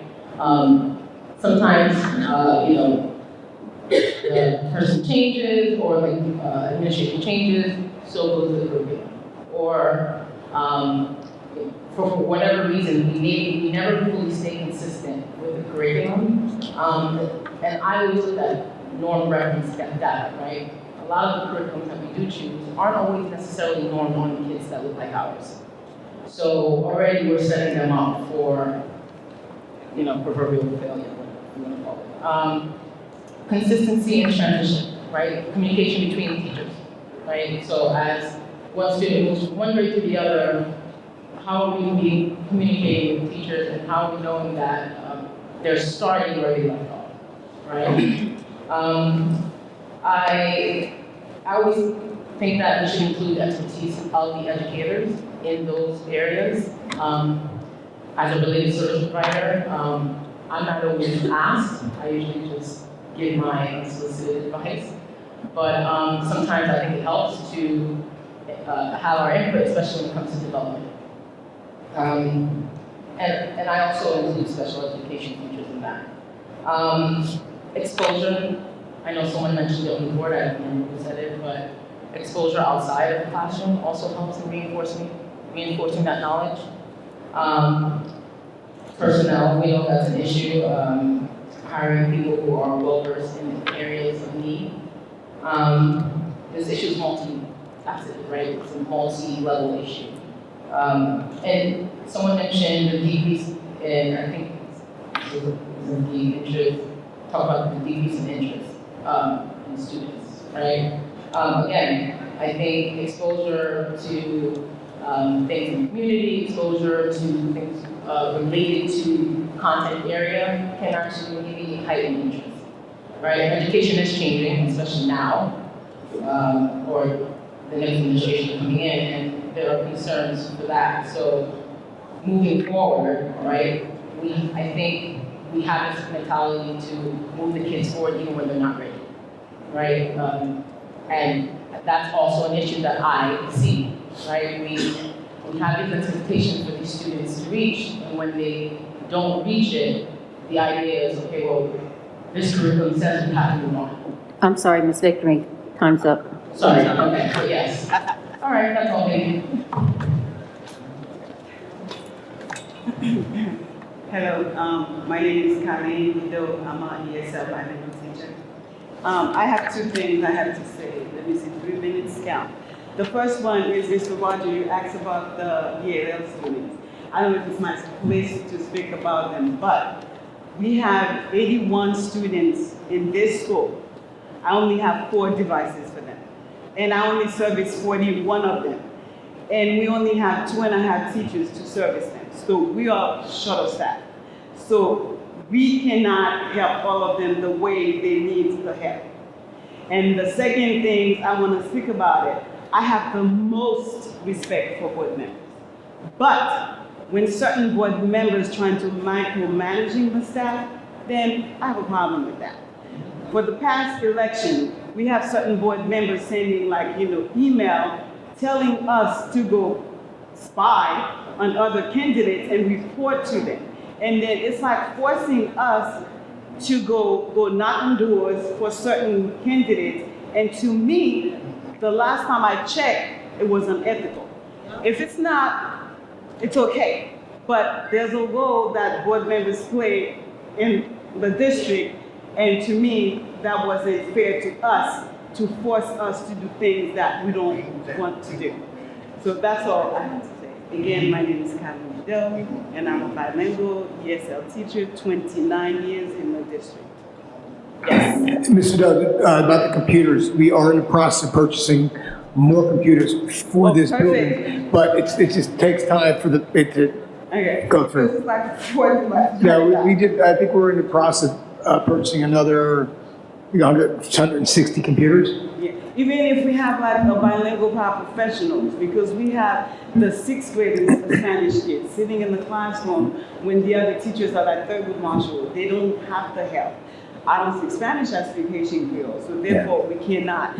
Yes, I can give them the ESL service, but the bilingual one, I cannot do that. And then the other teacher, I'm not saying names because I'm not allowed, the other ESL teacher also cannot help the Spanish. And, we need that. and on top of that, thank you for bringing it up, I had an extensive 2-hour conversation with the supervisor, and we're looking at programs, we're actually looking at programs that are successful in places like Texas and Florida that do it the right way as opposed to what New Jersey does. So we are looking at programs that way as well. The only reason I brought it up is because you asked.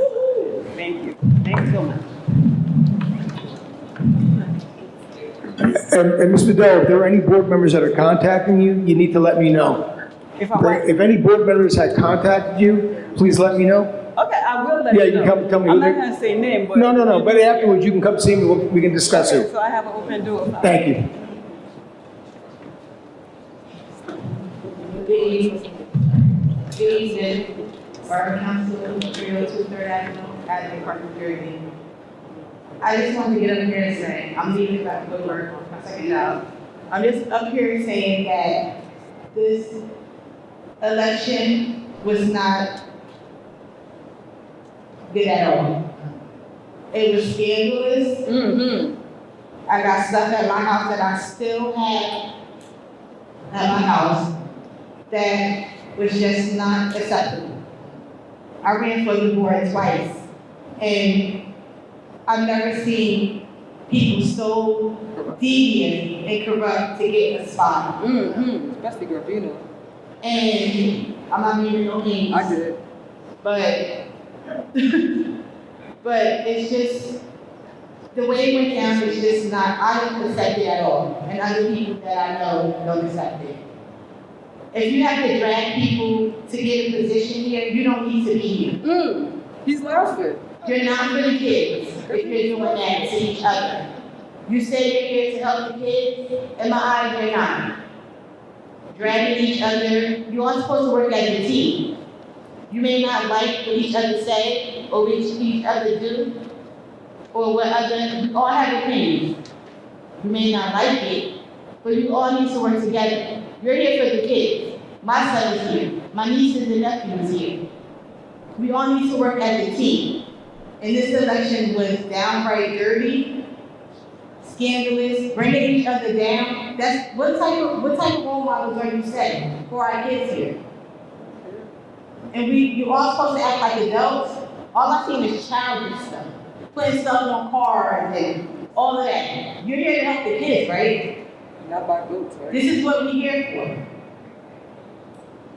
So next board meeting when I come, I want to bring the information that was in my mailbox that was so wrong. And next time there's an election, make sure you think about what you're voting on instead of trying to bring each other down. Thank you for that. Thank you for that. Good evening, hood evening. My name My name is Nancy Phillips, and I'm homeless. I don't even have an address. Okay, for those who missed it, it is the scandal going on in Asbury Park.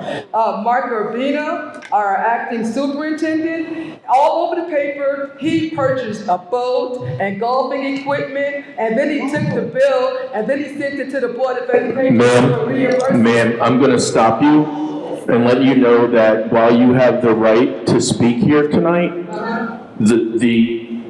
your words carry, excuse me, I'm speaking. And this won't count against your time. You'll have your time. But to the extent that you were going to make accusations against some, let me just speak, please. To the extent you're going to make accusations against somebody, just know that while you have the right to free speech, other people have the other rights as well. And when your free speech interferes or impacts another person's rights, there may be consequences. So I'm not telling you what to say or not to say. All I'm saying, ma'am, all I'm saying, ma'am. If I'm lying, sue me for slander and defamation of character. I have the right to speak. I speak facts all over the paper. Okay? He bought a boat, okay, and sent the bill to the Asbury Park School District and wanted the board to reimburse him. Okay, he still has the job. He still has the job. He's laughing, he's giggling. If I'm lying, sue me for slander and defamation of character. Y'all sit up on the board acting like y'all surprised that the kids can't pass basic skills. They never pass basic skills, and y'all know that. Y'all know that. The NYM football team don't even have a home field. $200 a day just to practice football, okay? Meanwhile, the superintendent is buying a boat. And then the crazy part about it was going to be brought to y'all's attention. So what did you do? After the last parent spoke, which was verbally play, y'all automatically had a fire drill all of a sudden. Look how he's laughing. Look how he's smirking. You're very unprofessional. That's why the kids can't pass basic skills. Y'all meticulously planned that fire drill last week. Y'all wanted to take the focus off the fact that the board was going to bring up why the hell did the superintendent purchase a boat or boating equipment and golf equipment and expected the students and expected the community to pay for it. You don't care about the kids. It's all about a paycheck. You got the state monitor sitting up here who's half asleep. You had the state monitor's not even doing his job. They got your audacity talking about money. Why aren't you doing an audit? An audit. What we need to do is email Oprah. We need to know where the Asbury Park money is going to. We don't have money to be letting the superintendent buy boats. We don't have money because y'all doctorate upgrades. Remember that? How long did it take for that class to get their high school diploma? Remember that? Remember the football coach? Is that my cue to leave? Is that my cue? But like I said before, y'all all are crooks. And you're a lawyer. How much you make? $800 an hour to sit there? How much? Y'all are useless. And if I'm lying, I make $175 an hour, ma'am. $175 an hour. You're useless. So $75 an hour. Excuse me, your time is up. Next to you that you can't purchase a boat and that the payroll can't buy it. What are you being paid for? Your time is up, ma'am. Okay. Thank Like I said, lawyer, if I'm lying that the superintendent didn't purchase a boat and boat equipment and boat the community to freaking reimburse Your time is up, ma'am. then sue me for slander. Thank you for putting that on the record. Yeah, it's a lie. It's a lie. And I had like $15,000, sweetheart. Bye. You must don't know who I am, sweetheart. Bye. Oh. Bye.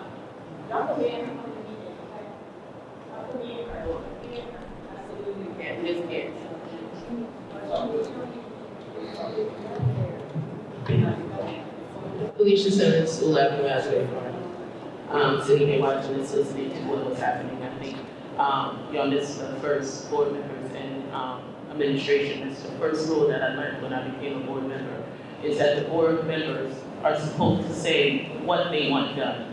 And the paid administration is supposed to figure out how it is supposed to be done. That means that what y'all say, the questions that you ask, Ms. Lewinsky, right? The things that you say is supposed to be said in your view, because they're supposed to be representatives of the community. and what the administration is supposed to do and the paid officials, right? Because they don't have to be. They don't have to be. All they're supposed to do is represent the community, is figure out legally how to do it. That is it. And what I hear is a bunch of administration telling others what to do. It shouldn't be in a space where the board member, because they only have power, not in committee, not in any office. They only have power when you're all sitting here together. So from here, as a board, this is when you have power to ask questions and it's supposed to be answered. The administration is supposed to figure out the vision of the board. And it goes back to what the educator was saying previous to this, is that way it stops when administration changes and there shifts, because the view of the board is always what gets pushed through. That means it should be a cohesive push through. So if no matter who moves, the administration pieces move, the system is supposed to stay the same because it is the view of the board members who are supposed to represent the view of the people. And that's it. I don't see that happening. I think y'all need to sit down and actually map out what wants to be seen, how it wants to be seen, a cohesive view through schools, because I don't see that. I listened to the last presentation from Dr. Ruiz, Mr. Ruiz, I don't know if he's a doctor yet, talking about home rule and principals dictating, but that means when you switch schools, it's a whole new system. And that goes back to what Barbara was saying. You need a cohesive, ironclad system that's not at the discretion of whoever is there at the time, that runs through the school districts, that runs through each building. That means everybody's equal and everybody has the same right. And if there is a deficit, then for the student, we're supposed to fix it. And I think that only happens when you have the educators, the school board, the community members, and administration sitting down, making a full-on plan on what they want to see. Asbury Park, it can't do anything but go up, right? Being nice. So from there, creative, tactful, right? Buy-in from the community and everywhere else is the only way. Ms. Simmons, your time is up.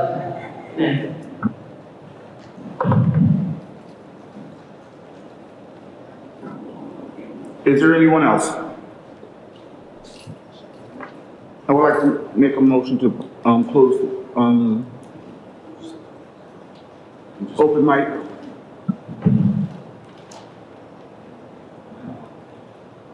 We're gonna go to the monthly HIB report. Okay. I know we did it with Jackson, but they have stuff on the agenda too. Yeah.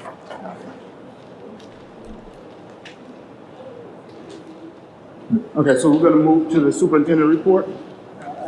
Who's presentation? Okay. Nothing to report. Let's move to acceptance of minutes.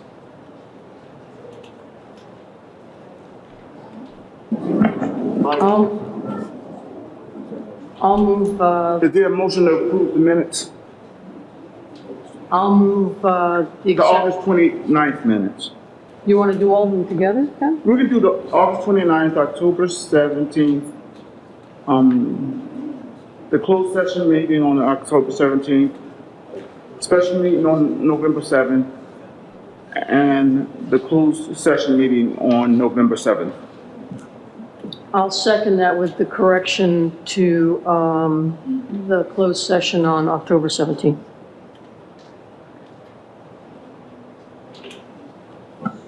And if I may, for Ms. Clark, to the extent that you, I'm sorry? Oh, never mind.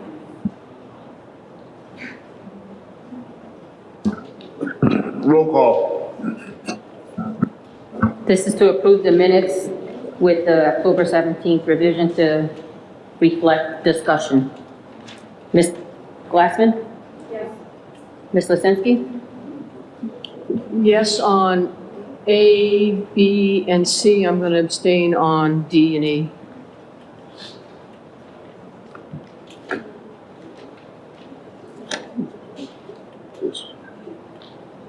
Sorry. Dr. Matsud? Yes. Dr. Penna? I don't think he's on. He was on, Oh, we needed him. Ms. Ricks? Just for clarity, we are voting on the regular minutes. Acceptance of all minutes. August 29th, October 17th, and November 7th. Okay. I'm voting Ms. yes Ricks, for the regular minutes. it's item 12, A, B, C, D, E is what the motion is. I'm sorry, page A2, item 12, A, B, C, D, E. I believe Dr. Penn is back. Let me walk it over to him. I'm sorry, here. We're approving the minutes, but I didn't give them to you, so you can't vote. Okay. Yep, thank you. Thank you. Ms. Ricks? Okay, yes on, I'm sorry, no on item A, A2, yes on B, no on C, yes on D, and yes on E.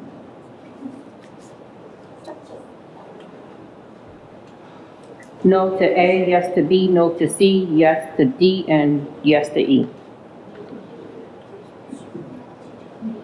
Yes. Mr. Rogers? Yes.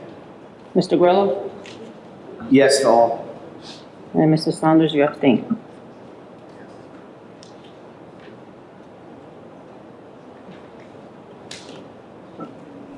We're going through the agenda items, the superintendent's agenda first.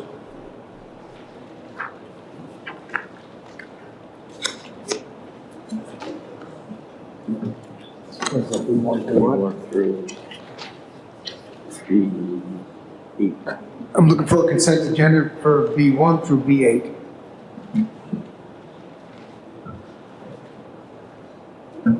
Make a motion. Second it.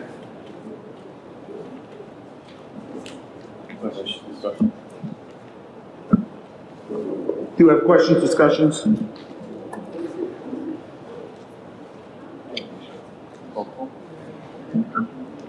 Roll call. Ms. Clark?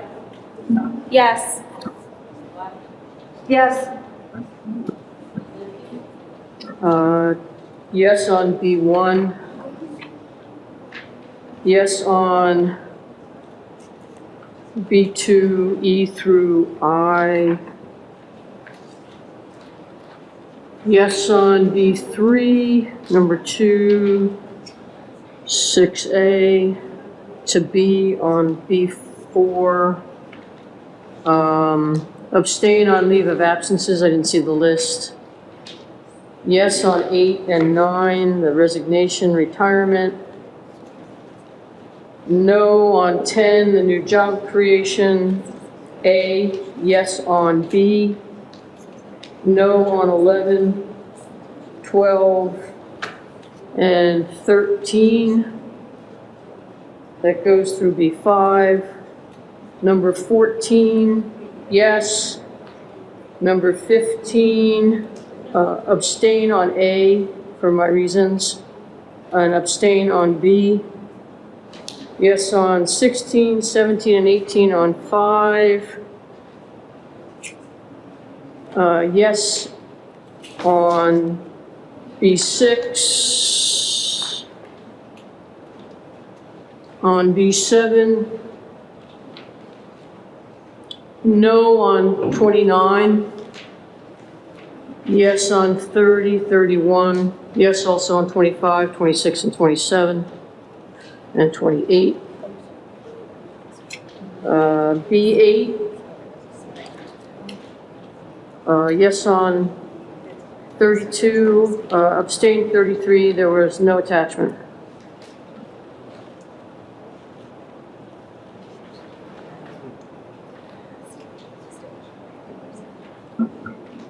On B3, did you say yes to everything? Yes. I did. And B4, I have no on 10B and 13, that goes into B5. Repeat that, B4, okay, go ahead. you said yes to 10A, no to 10B. I said no to 10A, yes to 10B. Oh, the other way around? Yes, yes, ma'am. And 13, that goes into B4, and B5 is a no?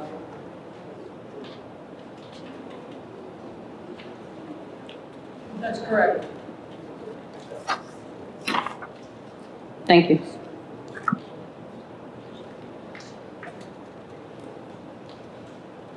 Dr. Matsu? Yes, to all. Dr. Penna? Yes. Ms. Riggs? I'm voting no on B4, item 10, item 11, item 12, B4 through and B5, item 13, A, B, C, D is no. I'm recusing myself from anything that may have to do with the wards, and especially item 31 on B7. Item 31 on B7? Mm-hmm.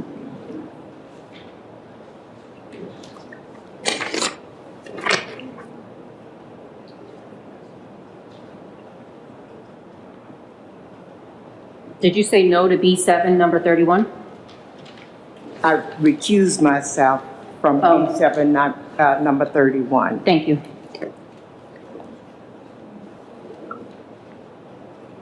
Mr. Rogers? Yes. Mr. Grillo? Yes on all. I have to abstain from B2H. Yep.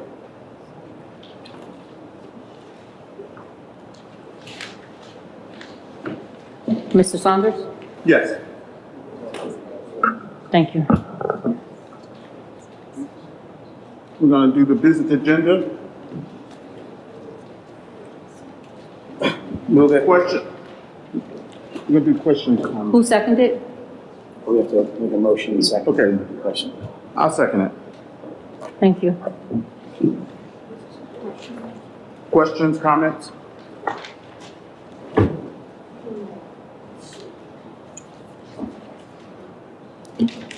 Roll call. I have a question. Sorry about that. Number 6, the media center, is the whole media center being changed to esports? This is the first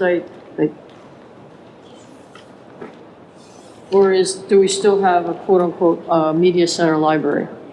We do have the media center. I'm thinking that's the part where the desk area? No, remember we had like a little store where the kids, anybody can come in and there were clothes, there were like racks of clothes, they were just sitting there. I mean, where the washer dryer area is? The room next to it. There's 2 rooms, the washroom room The glass and then, area? Is it glass now? No.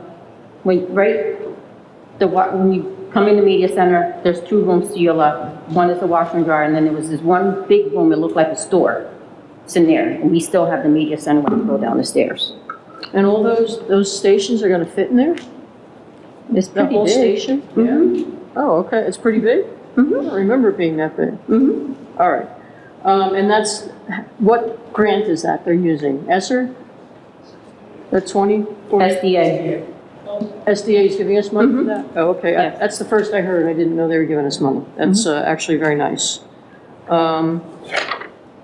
The other question I had on 9, the playground, it says the services, proves the services, and there's no account number.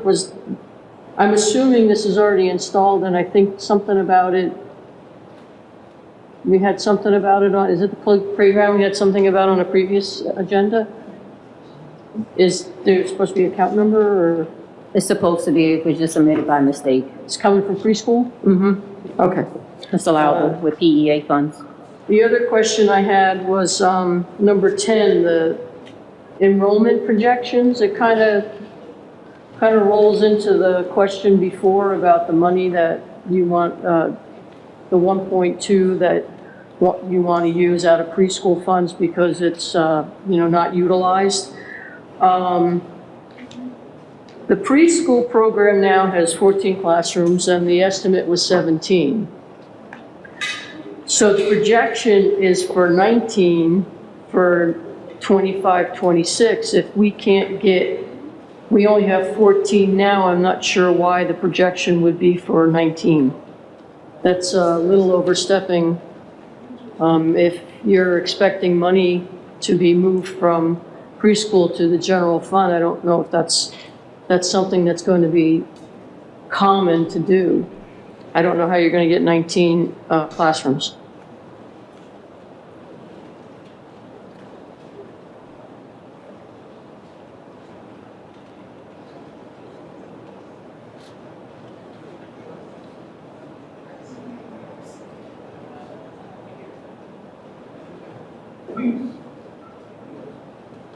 Anything else, Mr. Zancy? Is it something that you might want to revisit and take it off the agenda? Because 19's pushing it if we can't get 17. That's a number that populates in the program. That's not a number that we plugged in. That's calculated based on this year's estimate, which is incorrect. No, this year's. No, this year is not incorrect at all, actually. Our numbers have increased. What happened last year when they said 17 classrooms, they had classrooms of 2 students, 3 students, 2 students, which is not socially and emotionally or academically good. So what they did last year was actually the wrong thing. So what we did, we collapsed those 2 and 3 classrooms and put them in classrooms of 9, 10, or 15, which is the max, so they get a better education. So actually what they did last year was wrong. That's not my concern is fiscally, that if you're projecting 19 classrooms, the state is going to fund you if they agree with the 19 classrooms, but that number, as you say, it's in a program, but you're not meeting the 17 this year. You only have 14 this year, so the 19 actually is not a good calculation. And just like this year, what happens, and that's how the program works, and that's we working with someone from the state and the county, and what happens is you amend the budget as the year comes to life. That's how that works. I understand, but the concern is that the money may not be there because you don't have the bodies. We actually do have the bodies, but I will tell the state that their program needs to be corrected because we can't change that. Oh, believe me, BAs tell them all the time their calculations don't work. Thank you. All right, so we're not going to get 19, that's my question. The change in use of facilities in the high school, you want to put a weight room in the allied health areas at the allied health classroom that was there? That's number 11? That looks like from the map, it looks like the allied health classroom. Is that where it was? Yes, that room is currently empty. What happened to all the equipment from that allied health? Do we know where that went? It's in that room right now. It's got to be moved. So we're not going to have allied health? Not unless we can find the funds from the state to be able to have an allied health program. I'm sorry, what did you say from the state? Not unless we can find the funds from the state in order to hire an allied health teacher. How much is the renovation of the weight room? Because I'm sure it's going to be a new one, no? No renovation, just, it used to be a weight room. Oh, I understand. Hold on. Thank you. It used to be a weight room, and all we did was take the weights out, pack them up, move some into an auxiliary gym, and then we put the CTE program in there. So there's no renovation has to occur in that room.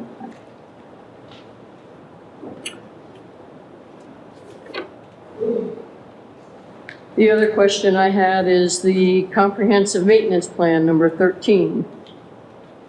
There's no money to maintain Obama. Even an empty building has to have some funds to maintain it. There's a zero there, although I think the next column has the money that was, the previous year was put aside. That report is required to be submitted by November 15th. Okay, but zero is not correct. You have to have maintenance on a building even if it's empty at this point. It's not going anywhere right now. Even if there's a decision later on, which there hasn't been, to sell that property, it's not going to happen right away. You have to maintain it.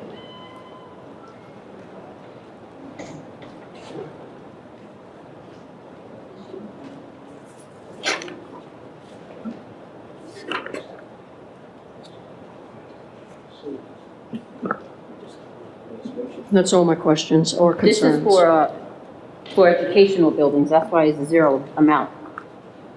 So, What's it, it's not classified as a school still? right now. But it's still classified as a school. I mean, you need to you need to have upgrade, boilers got to be checked, things have to be done, maintenance has to be done to make sure that things don't leak. There's things. The comprehensive maintenance plan is for items that you expect to expend money on for repairs. This whole plan is basically, a lot of it's not going to happen because of the way the state funding is going to be next year. So it's an academic discussion at this point. If something's needed at Obama School, of course it will be fixed. It's just not included in the maintenance plan.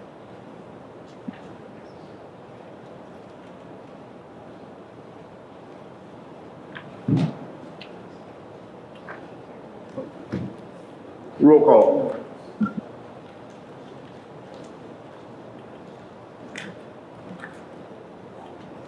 Ms. Clark?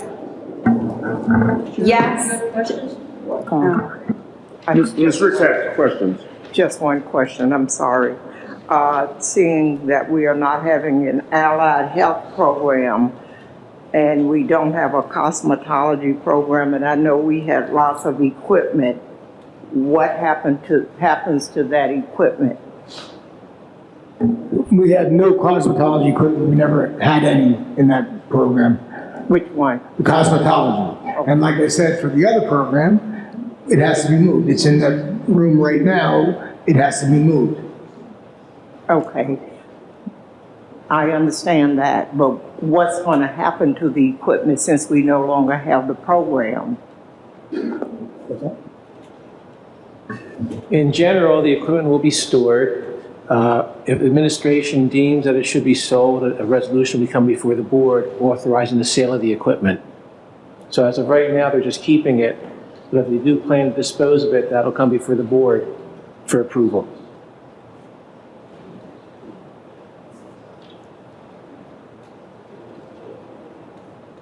Any other questions, Ms. Ricks? That's it. Roll call. Ms. Clark? Yes to everything except C1A in regards to College Achieve. Ms. Glassman? Yes as to all except for C1A as to College Achieve. Ms. Lisinski?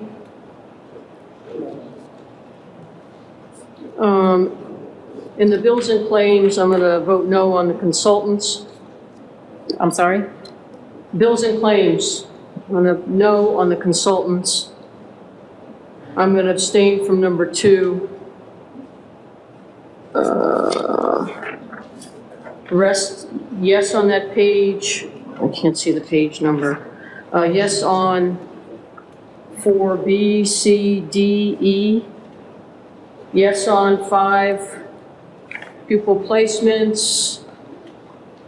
6 yes, 7 yes. 8, there was no attachment, I'm going to abstain. 9, yes, 10, no, 11, no, 12, 13, no.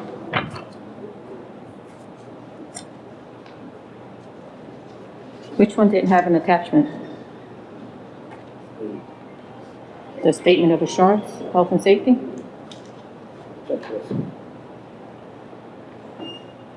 That was given.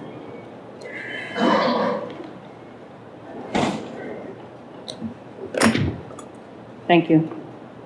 Dr. Maksud? Yes to everything except CA1, no funding to College Achieve.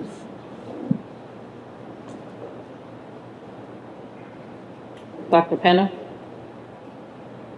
Yes to everything except for anything to do with college fees. Ms. Ricks?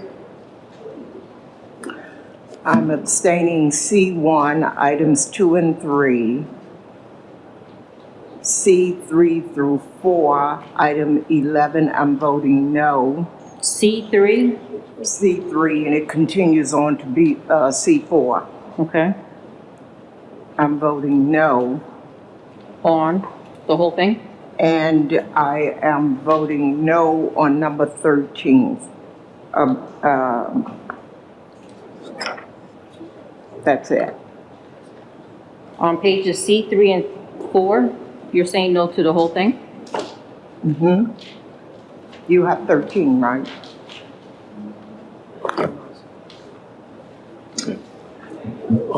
Ms. Ricks, Mrs. Ricks, on page C1, item 3, there's no problem with voting no, but in the minutes you have to explain why you are voting no.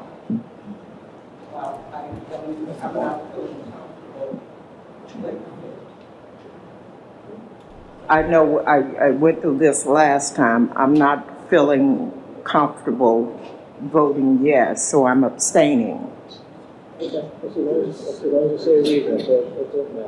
Someone will have to tell me what he's saying. Right. As long as you state a reason, that's fine. Okay. Okay?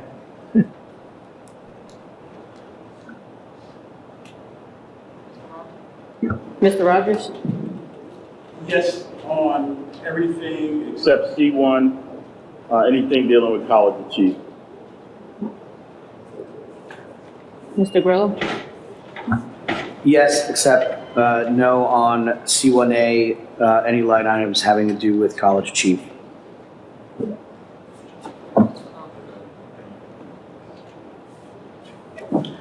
Oh, yeah, thank you very much, Mr. Weiss.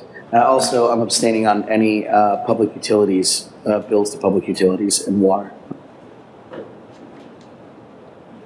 And Mr. Saunders? Everything except College.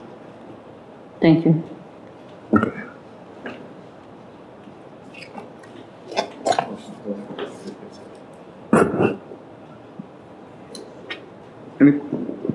A motion to go into executive session. And Wait, please. Did College Achieve go up or go down? Okay. By my authority of state monitor, I'm overruling the board, and I'm approving payments to College Achieve. Can I ask a question to the state monitor? The numbers should come out in December. Will you, if those numbers don't sustain, will you continue to override us paying College Achieve?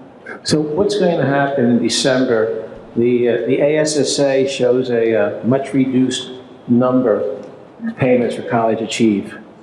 And at that time, the payments will be adjusted to the new amount plus a credit for the overpayments for September, October, and November.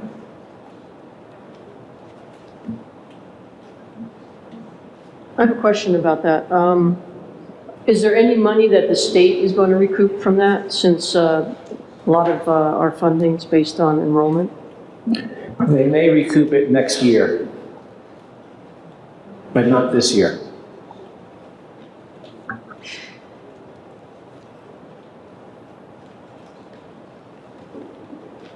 I need a motion to go into executive session. Move it. Second. Whereas the Open Public Meeting Act allows the exclusion from discussion at all public portions of the meeting of certain matters as outlined below. Whereas the Asbury Park Board of Education wishes to discuss such matters and will make such discussions public when a proper conclusion has been reached.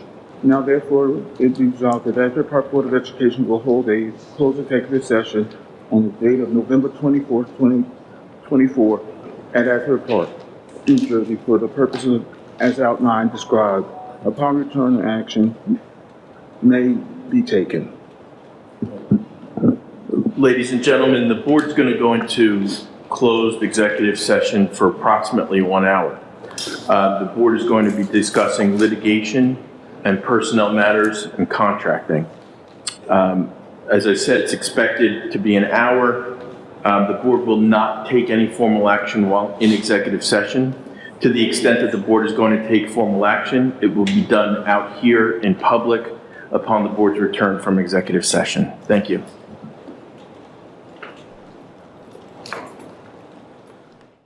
Ms. Clark? Yes. Ms. Glassman? Yes. Ms. Lozinski? Yes. Dr. Maksud? Yes. Dr. Kenna, you can go in. Yes. Ms. Ricks? Yes. Mr. Rogers? Yes. Mr. Grillo? Yes. And Mr. Saunders? Yes. Thank you.